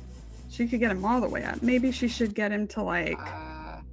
Maybe she should get him to like, like a 70 or something, guys. He's our tank. She's all on him. However, She's your tank now. Yeah. So she is 150 divided by 2. She could use half, get him up to 75. What do you guys think? I think it might be best to use all of it because it's like right engaged. Yeah. Yeah. Okay. Cool. Because of legendary actions. Okay, that's what's gonna happen. So Rex goes to full, which is 135. So she still has what, 25 left? Yeah. So she still has 25 healing hands left. 15. Oh, sorry. Yeah, 50. Wait. 15. Yes, 15 healing hands left. So you're back to full, and she's dodging. Sweet. Teamwork. So she's noping out of there, right? So she's gonna just split out, like come in, do it, then disengage. She can key point disengage, can't she? Yeah. So Yeah, yes, she can. So she's gonna key point disengage and take off. Mhm. So yeah, your medic has run in, done her thing, and run back out, maintaining her pacifist nature, and helping as much as she can. So with Giddy done, we go to Greyhawk. Greyhawk, you have just seen the life, death, and rebirth of Rixarian via flame. What would you like to do? Seeing this and it's like, God, damn it, I never wanted to be here. Damn that one-armed bastard. And I was going to shoot at it. Shoot it. 19 misses. 20 hit? Nope. Can't hear. Sorry. Oop. Sorry, I was not muted for the stream, but I was muted for you guys. 20 does not hit. Oh, shit. Okay. So AC 22 is what you guys established last time. what? Oh, I don't have bless. Have I used action surge yet? I can't remember. I don't know. I don't remember you doing so. Yeah, because you would have said it real cool, like action surge. Action surge. Yeah. Action surge. Yeah, everybody, please let me know if the music is too loud. OBS reset all my audio levels today because. So if it's blowing up too loud, just let me know. I don't know. Greg? Yes, I really don't remember if I used it or not. So, yeah, go ahead. I'm cool with it. Okay, cool. I will write it down. Action surge. 22. Yes. There we go. Finally. Okay, cool. So let's get one hit. So that's that, and then the ambusher. Hensai. Sneak attack. So that is 19. 18 so far. And then I'm going to use the grasping arrow. My last arcane shot. So that's 9. And then if he moves 1 foot, he takes 8. And he has to use his action on his turn to make a strength athletics check. If he wants to move, correct? No, to get it off of him. He can move freely, but anytime he moves, he takes the damage 8. But if he wants to get those vines off of him, he has to use his action on his turn to do a strength check. Okay, gotcha. All right, so that is a total of, what was that? 19, 28? Plus 9. Yeah. Yeah, 28. Okie dokie. Woo! Excellent. And as you do 28 damage to him, he laughs. Ha ha ha ha. Snobby dragon laugh. As Is there any other kind? none. Greyhawk, do you have anything else for us? No, that's it. Oh my goodies. Excellent. All right, Greyhawk, Mr. 7341, you are done. And we move to the back of the dragon where the druid perches, having just seen the superheated knight rise from the proverbial ashes. Kaylee.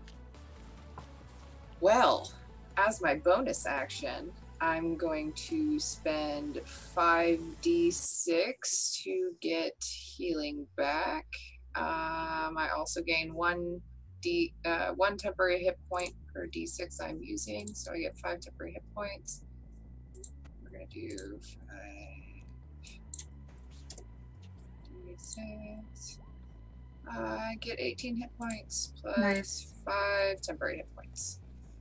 Nice. So a total swing of 23, counting the 18 semi-permanent and the 5 temporary. I'll do the math in a second. Okay, and as my action, I'm going to cast Contagion. And I'm going to use my Divine Favor to make sure I hit. And that's... I'm going to, as I touch him, I say, "You fucked with the wrong group. You are a vile creature, and I damn you." Okay, And that was fantastic, but the one thing I'll tell you is the making sure it hits is for an attack roll. So he still gets his saving throw when it goes against this. Yep, So, I just didn't want this to miss. Yeah, you can keep your Divine Favor. This is a touch based. This isn't an attack roll at all, is it? It's just your touch inflicts. Oh, with a melee spell attack. Okay, fantastic. Yeah. So which one do you want? Or the Flesh Rot. He is getting the Flesh Rot. Vulnerability to all damage. Love that one. Okay, Constitution and disadvantage saving on Charisma checks. Right. Which is good for our bard. But it is Constitution, and what is the DC that this lovely creature needs to hit? DC 17, so we're going to cross our fingers. Because you've already used your resistances. Commander rolls. That's a 17, but it's also a nat 1. Oh, God! That's one. We got one of them. Yeah. So, it does hit, because a nat 1 always fails. And even though it got a 7... That is the only way. Yep, that's the only way. That is the only way that could have happened, as it is now vulnerable to the damage that is dealt to it. With disadvantage on charisma checks. Of course, you will all remind me of such things as we continue on with this. And let's see. That is the end of my turn. But chat, send Greg natural ones on all of his Constitution checks. All of them. Stop it. They would never do that to me. Oh, Chat's no, fantastic. yeah, it seems like they did. That's so weird. Chat's fantastic. They know who's the best. It's chat, and I'm here just doing their will. Okay, so I continue to make these. After failing 3 of these saving throw, the disease's effects last for the duration. So I get to continue to make these at the end of each of my turn. If I make 3 of them, I'm good. If I fail 3 of them, it's permanent. So you guys, I will be keeping track of them. If for some reason I forget, I'm sure you guys will remember, make your contagion saving throw, Greg, and I will do so. Sure. Great. So we will We continue got with you, that. Greg. We got Awesome. your back. So you're staying, speaking about getting my back, are you still on the back, or are you going anywhere else? I'm assuming you're staying put as you've... I am staying put because this is the best place for me to hit him. Okay, so you remain on the back as the creature feels this necrotic kind of leprosy creep over as it screams, the pain beginning to take its underneath its scales, almost an itch that no dragon can scratch. As we then drop to Rex, who has been dropped, and you'll need to spend half your movement to get your ass up, old boy. But you've got a big old dragon in front of you and a monk that's noping out of there, having just dumped a considerable amount of healing hands into you. You're muted, Brew. All right, so he is, as I'm looking at it, 25 feet away from me. I've got 30 feet of movement. It's going to cost me 15 just to get up. So I'll go ahead and spend the 15 to get up. How does dash work? It takes your action and doubles your movement. So if you have a 30 movement, you could presumably you could use your movement to have it get up, move 15, and then use dash to move the full 30 to engage it. Okay, good. That's what I wanted. I just want to get up next to it. Okay. All right. Yep. That's all I'll do. I'll just get up and run over to it with my sword drawn and ready to ready to beat ass. Okay. As it gets over there, here's the question that I have: is Bigby's hand still pressing it down, or like how does that continue? Is that it just something? pushed him. Yeah, it just pushed him down. He's not grappled yet. Okay, so what we're gonna do right here is, directly in front we have on the back is our druid, and the front is the paladin. With a legendary action, he is going to make a wing attack at Rex. Uh-oh, I heard something come in. With this wing attack, I'm going to need you to make a dexterity saving throw, or you are going to be blasted to the ground. Yeah, I don't even have, even if I got a 20, I couldn't hit that. If you get 20, it works. Oh,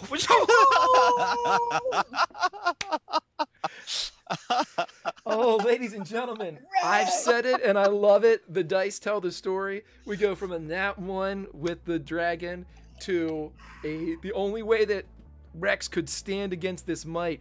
So as it flaps its wings, trying to knock you over, excuse me, you're still going to take half of this, but it's much better than would have been.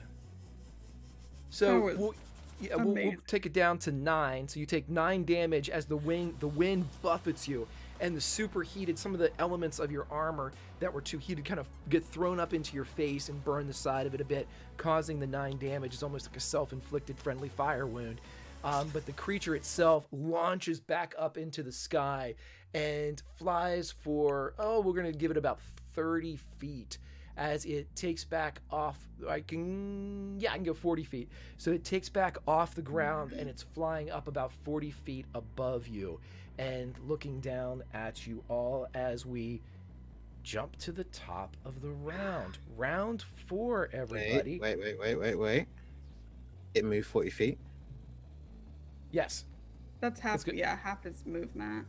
Every 1 foot it moves, it takes the bramble damage.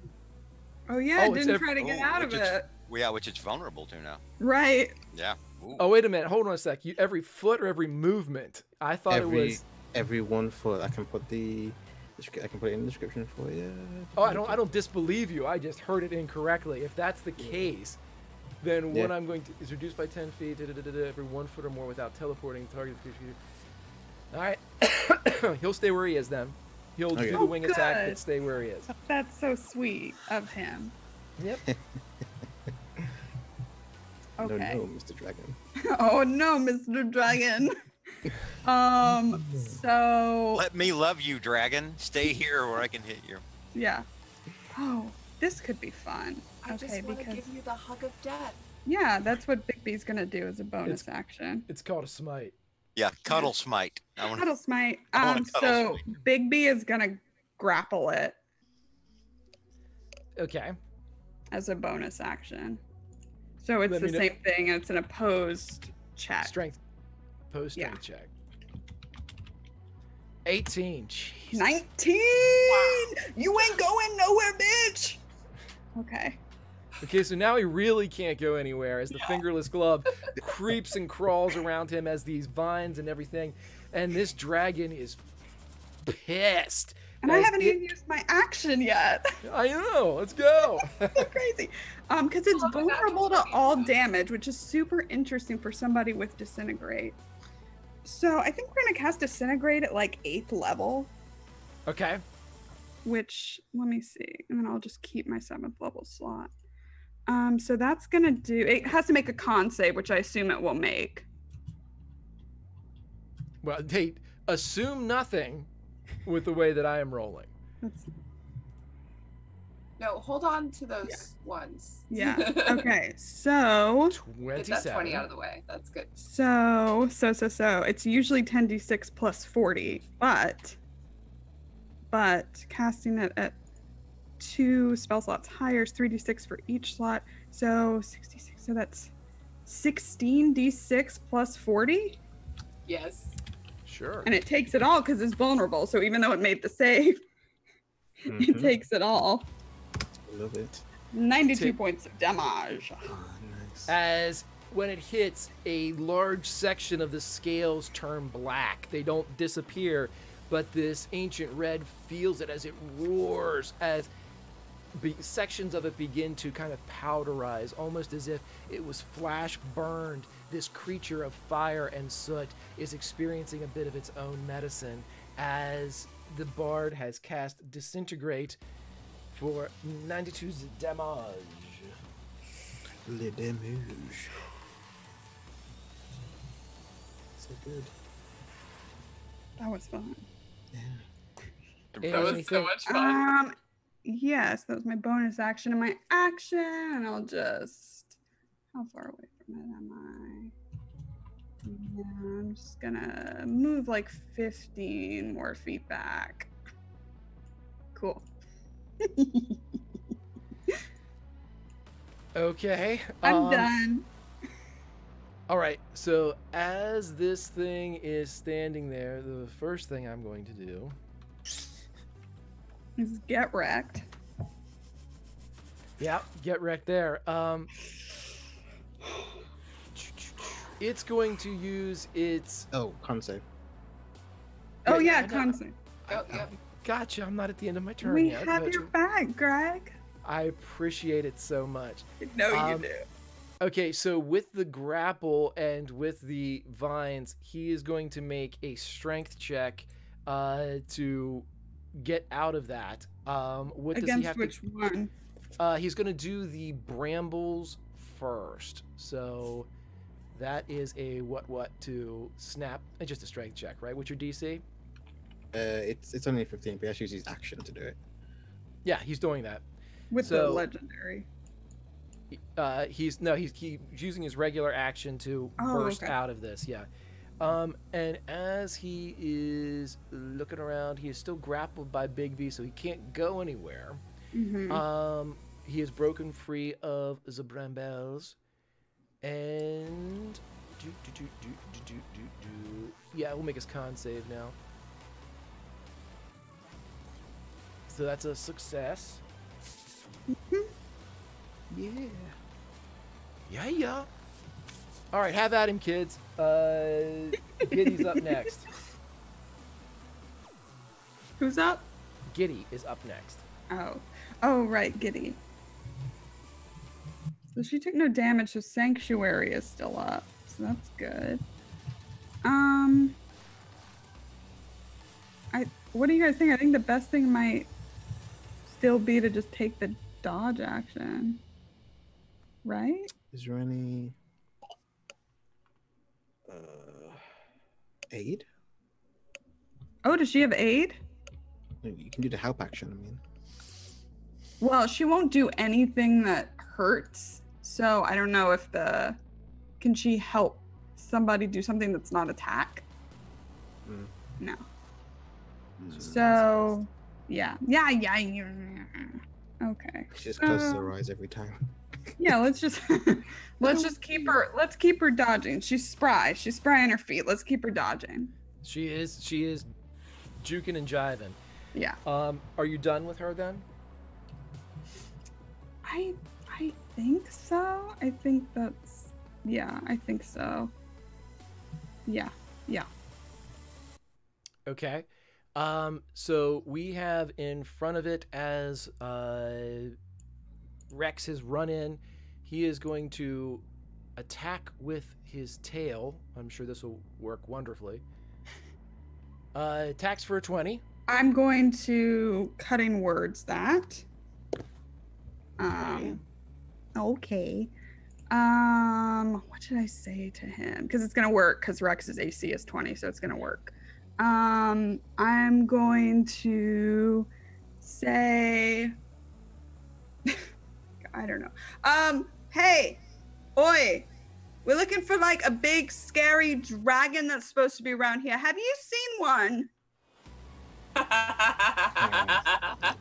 It just roars as it's distracted for a brief moment, enough for Rex to complete his dodge as this tail kind of sweeps in and cuts back across as it turns its gaze towards the bard that has wrecked its shit the past round and a half. Crazy. Okay, that's the legendary action, and that drops it squarely into Greyfox's wheelhouse. Nice. See, that's one brew. That's one. No, it was good. You're welcome. That was a good one. Thank you. You're welcome. Don't want to do. Although of all the things it can do to me, the tail fear. I know. I'm scares just me the trying to help you. I know how it fucking works. Brew. I'm just. I don't, Yes. Nice. And then good ambusher. Cat. No. Yes, 25. 35 for that one. Let's try sharpshooter. Why not? Crit! I did it at the right time. You fucking people, man. I did it at the right time. And it's vulnerable, so all this is doubled. Oh shit! Yeah. Okay. So, I'm gonna make you add all that shit up because I'm not doing it. It's Always. 116 total. So far, Yeah. I haven't finished With yet. the vulnerability, yeah, it's 116. So then So 132, 140, and then Jesus Kinza. Christ Almighty. 146, 154. 154. And then sneak attack. Sneak attack. Well, sneak attack is once on your turn. Oh. Yes. It is once. Oh right, I already used it. Yeah, Shit. so Okay. 154. Like I like to think the arrow like burns up at the end, and it's like a missile that like comes in and like shoots at the side, like. Super cool. Okay, as that happens, and as it is knocked past what would be considered the bloodied part of this little journey, it immediately breathes. And as the fire rips out as a legendary action, it encompasses both Rex, and I do believe the 90-foot cone will take Billy in its wake. So I would like you guys to roll dex saving throws for me.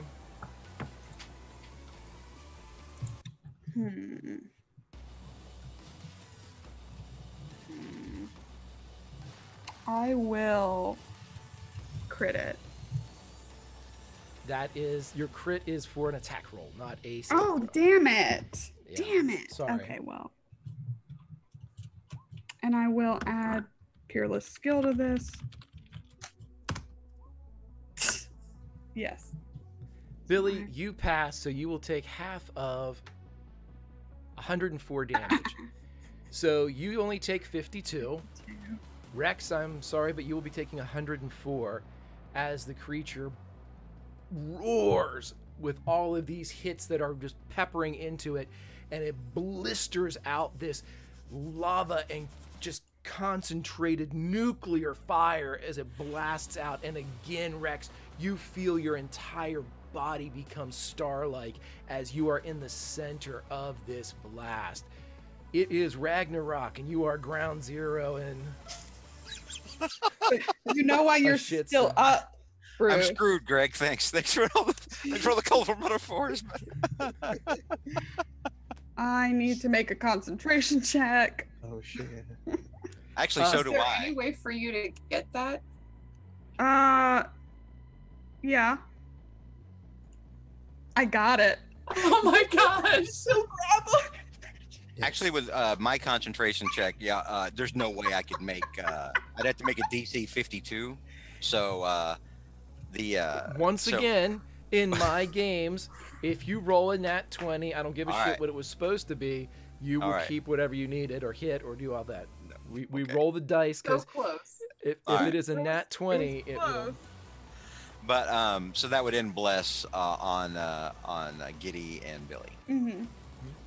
And the chosen ones.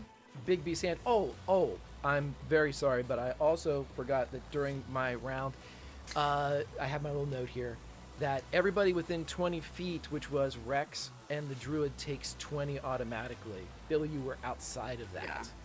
And you are still up, Rex. You're welcome. Oh, are you saying I need to take another 20 now, Greg? Another 20, buddy. Okay. I had 22, so hang on. Let me put him back at 2. You had Okay. 22. All right. Yeah. That's right. You had 22, bro. That's right. I did. I had 22, and then I have 2. I got you, bro. Paladin life.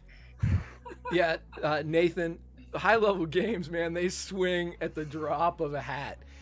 Just so everybody knows, and I give credit where credit is due, this is the Matt Colville Ancient Red Dragon that he came up with after the kids from Critical Role went and fought Thordak. So this is the one that he came up with, and I loved it. Thanks, And Matt. Yeah. Thanks. So he said how to make him make him like 4E, and I liked the idea, and we did it.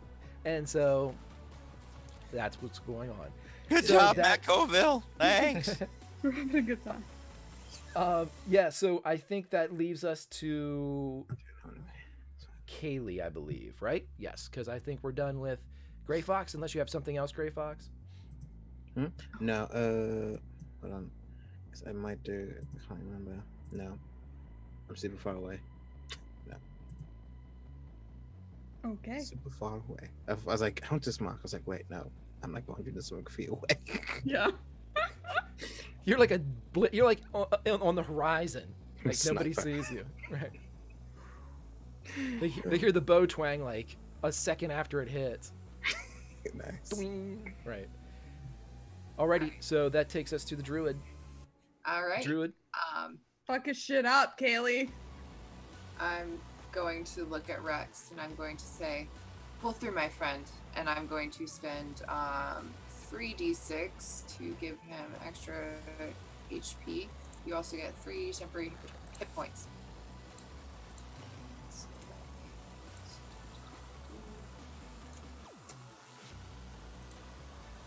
You get 12 hit points plus 3 temporary. Okay. Thank you. Yeah. Trying to keep you slightly further away from death. The blackened, charred lump that is Rex turned. You'll be fine. You look and then great. I'm going to say to the dragon again, I smite you, and I cast Blight. So make a DC 17 con save. Nice. I'm actually going to cast it. Hold on. Yeah, level 4. So you hit, but He will still take full damage here because he has. So 37 more is added to. Oh, did you add the vulnerability on my hits as well? Yeah. Yeah, Okay. she did. We, Dude, you didn't do 140 just straight up. You know what I mean? that's what you know who does that kind of damage. and that is my turn. I'm not. No, I'm not leaving yet. Keeping the ride going. Mm-hmm. Nice. Okay. This is too good for now. At the end of your turn, he is going to make a tail attack on the paladin in front of him for a 26. That I'm gonna hits. Go down if I. No. Should I cutting words that? That'll be my. I think that's my last bardic inspiration. It'd have to beat 6. Right. It would have to be 7 or higher. Yeah.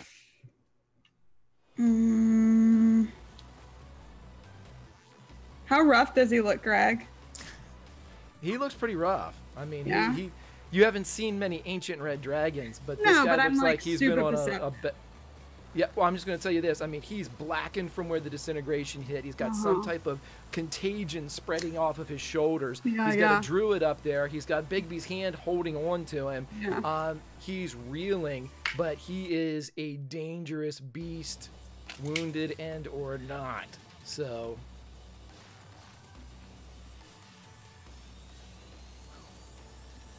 What do you want, Brew? Well, I mean, yeah, it's up to. I mean, it's up to you. I mean, you like I said, you have to get a 7. What are you rolling? A D12? Uh-huh.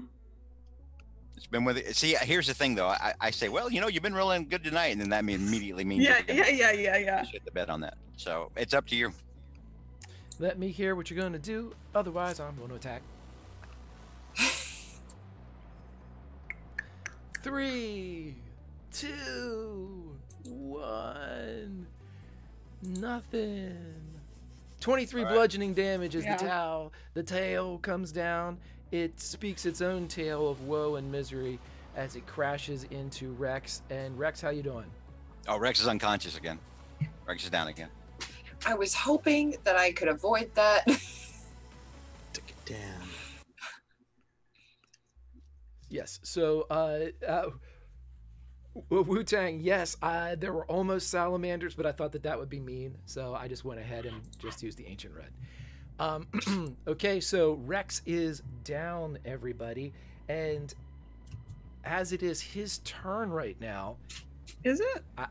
Yep. It is. Yep. I will have Rex roll a death saving throw for me, please. Rex's roll. Oh. That is one success for the paladin, as he is able to fight off he is able to shoo away the white light that is calling this holy warrior home. Just let me sit here a minute. I'm good. As we go back up to the top of the round, and I will let Lauren know that she's so perceptive, and everyone is so perceptive, that Rex is well within the 20-foot radius of the burning hand. That will be going off, the burning aura that will be going off in a second. I know it's my turn. Damn it. It's your turn. Top of round 5. I'll cast Healing Word. Probably gonna go right back down, but I'll cast just Healing Word at 2nd level. Here's 2 hit points. Hold on.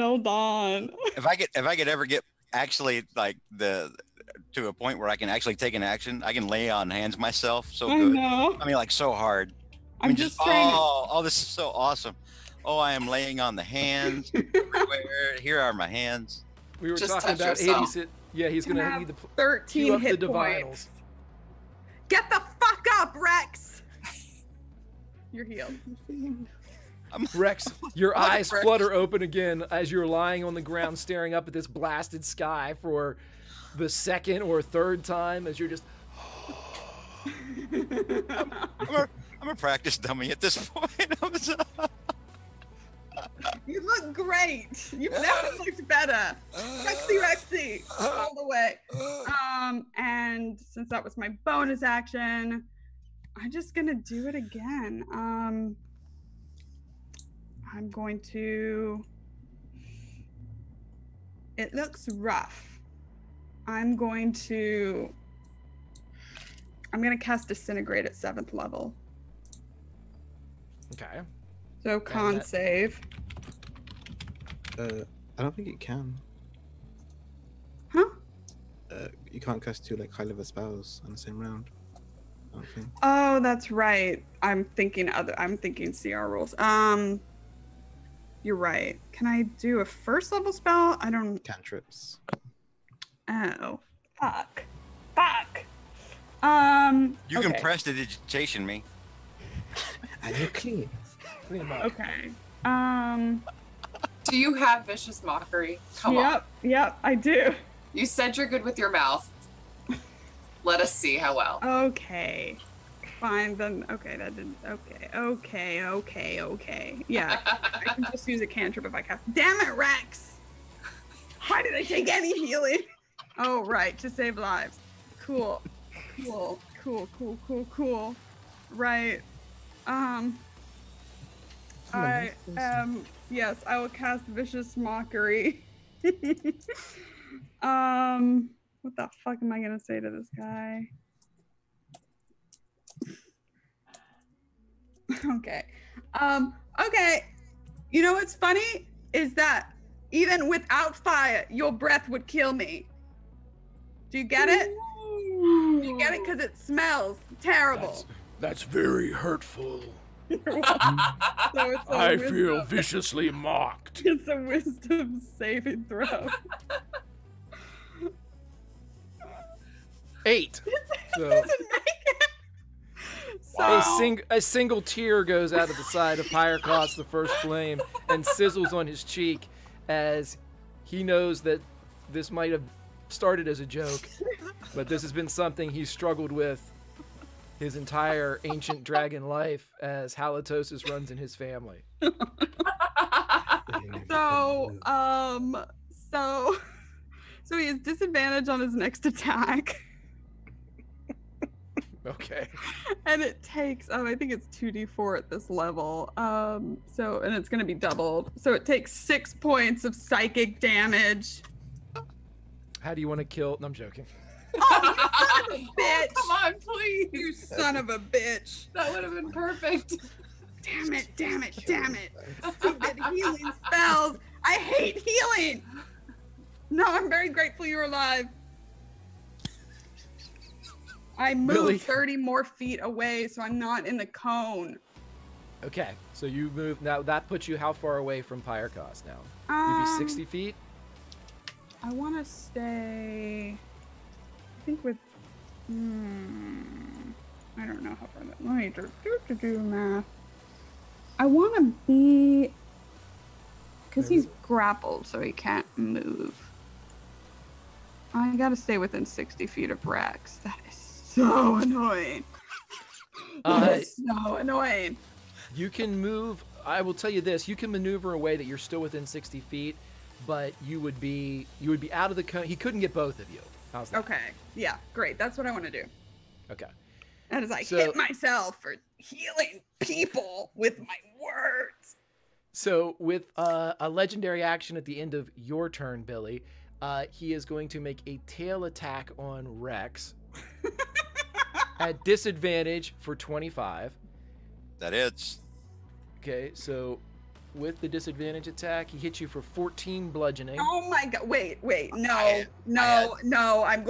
I'll reduce the fucking damage so you can stay awake at 13. You son- Well, here's the thing, though. What? It kind of doesn't matter because like it's 14. I'm gonna take another 20 at one. I would have like 1 point anyway, and like even if you cut it, I'm probably still gonna go down just by being next to it. So it may be just kind of a waste of time. When does the fire the radius already happen this turn, right? It's going to happen in a second. Oh Yeah. no, because then you'll take 2 failed deaths, or you'll take a failed death save. And wasn't it No. nice for Greg to remind you of that before the start of your turn? But no one did anything about it? You're still up at 9. So you only took 9 damage, so you still have 4 Yeah. hit points. So Okay. that it doesn't happen. Ugh. I'm so helpful. Now we're even, Brew. Okay.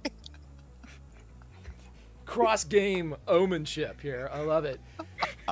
Getting credit paid back for debts accrued in Conan. Wait, Okay. what did I say this time? That's very important. It's super important. I that can't say take any more. Please. I'll just continue on the same thing. It's like, do you not own a toothbrush? It's like, is that a breath weapon or is it just your breath? Do you see? Like, a toothbrush would be helpful for you. Ancient Reds have sulfur in their veins. Everything smells like shit. So as Well, is your mouth jealous? Is your ass jealous for the shit that's coming out of your I'm mouth? not listening to you anymore. So as we then get at the end of legendary action, back at the start of its round, 20 damage to the druid, 20 damage to the paladin. Paladin drops again. As the creature then is going to do a multi-attack. Its first attack is going to be a claw to Rex, as it doubles Oh. down. Fucking shit. God. And so that is 2 automatic death saves or death failures for Rex.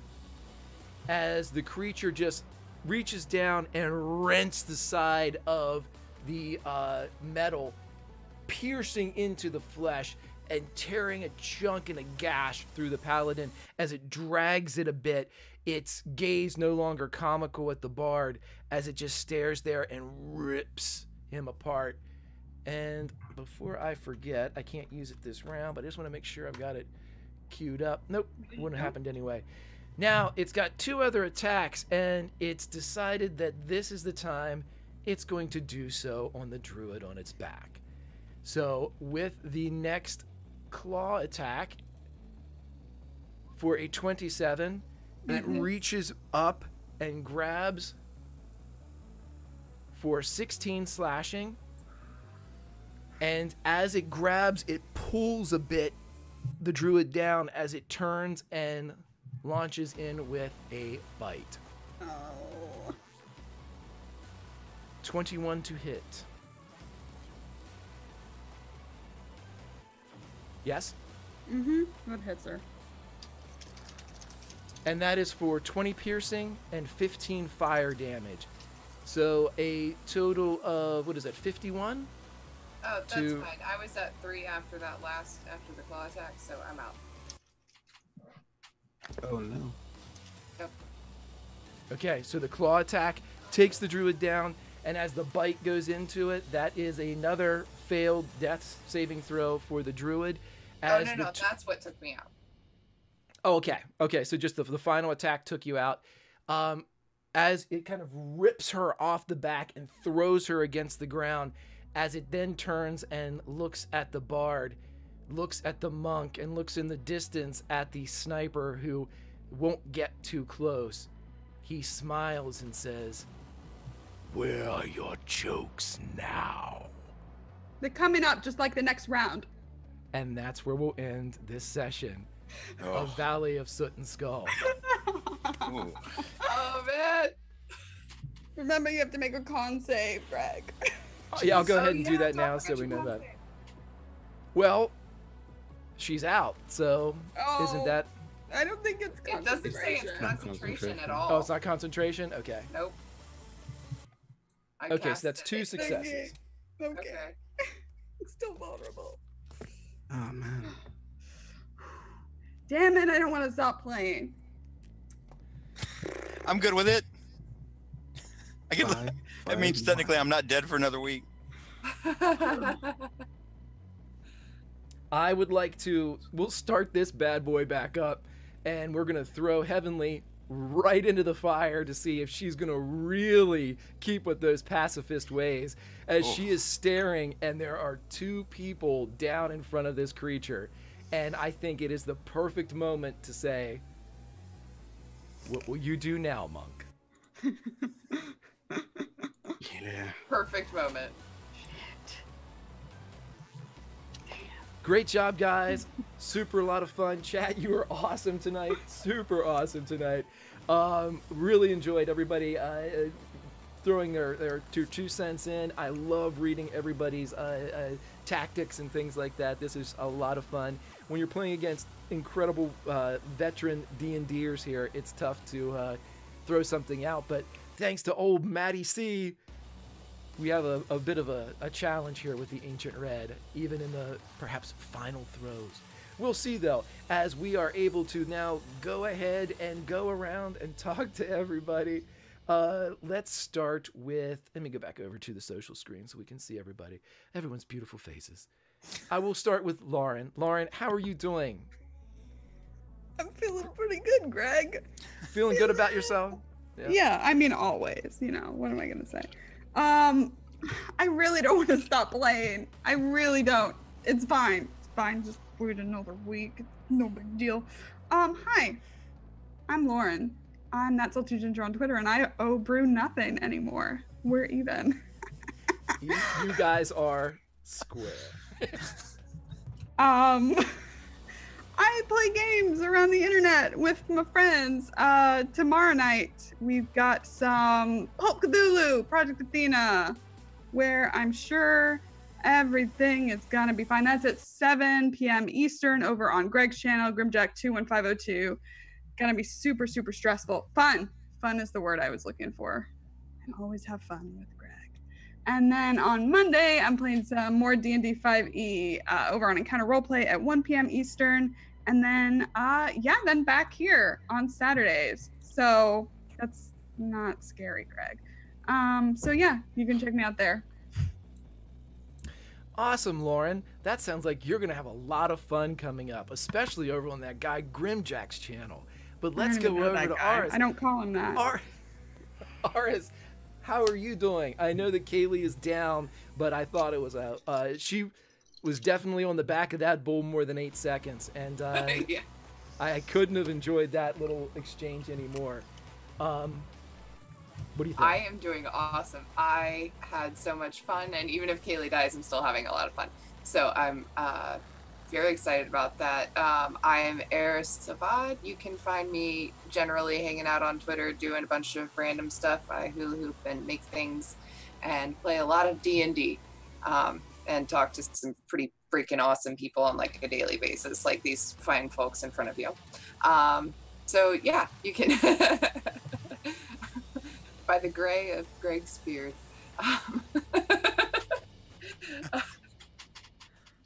Yeah, so that's what I do. All right. Awesome. That sounds great. With just a jab there with the gray. I love it. Just a straight punch to leave me reeling. As we were going to drop down. Well, you hit me hard enough, so. Right. I deserve it. I deserve a counter punch.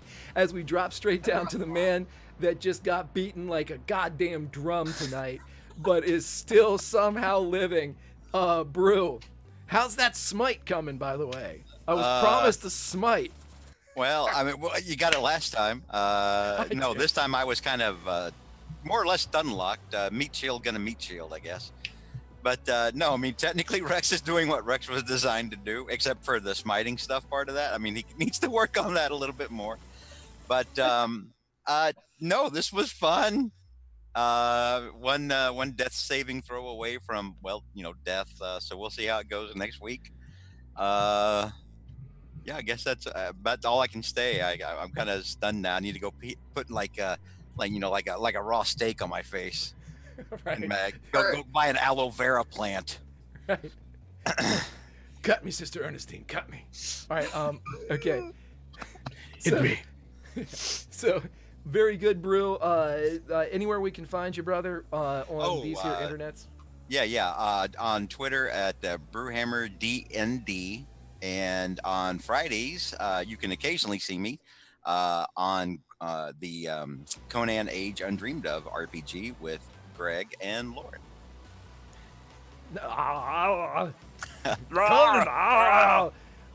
Great. Awesome. Let's jump over to the final, the sniper, Mr. 7341 himself, chief of the grapple arrow, Kensai, bullshit, additional bullshit, sneak attack, this die, that die, roll a D15. They don't have D15s. Well, this guy does. Okay, so how are you doing, Pro?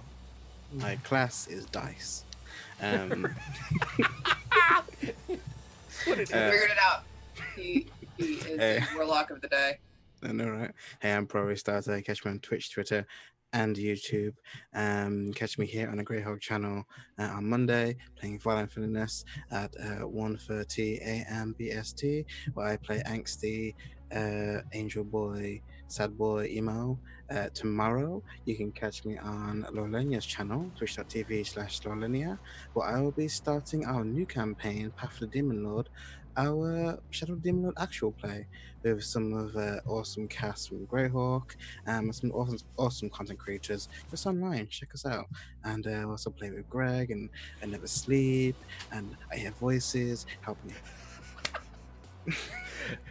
They talk to me. I use them in my RP. It's working out so far.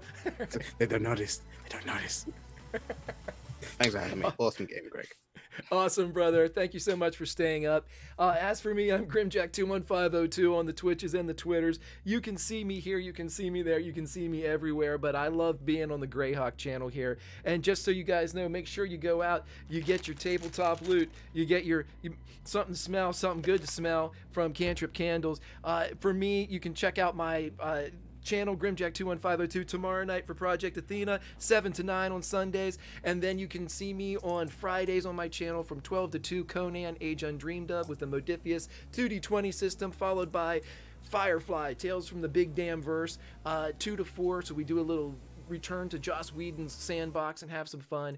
And then on Saturdays from 2 to 4 on my channel is Pulp Cthulhu Project Chronos, the sister show to my show tomorrow night. But guys, I'm here at Greyhawk. You can find me at ERP some of the days, Encounter Roleplay throughout the week, playing in games and things like that. But I'm having a blast on the Greyhawk channel. This community is fantastic. I am so happy to be a part of it, a small part on Saturday nights. Thank you for hanging out late into the night, regardless of your time zones. It is Saturday, and we appreciate you choosing to spend it with us. Until next time, though, I want you all to think of this. We have a character coming back that in all likelihood won't know about this until sometime Monday. And then she is going to have to think and weigh whether or not her character, a pacifist monk, will get involved. I can't wait for next week. It's writing itself. Let's see how many more of these nat 20s and shit these people pull out of their butts. But until then, take it easy, everybody, and keep on Greyhawking.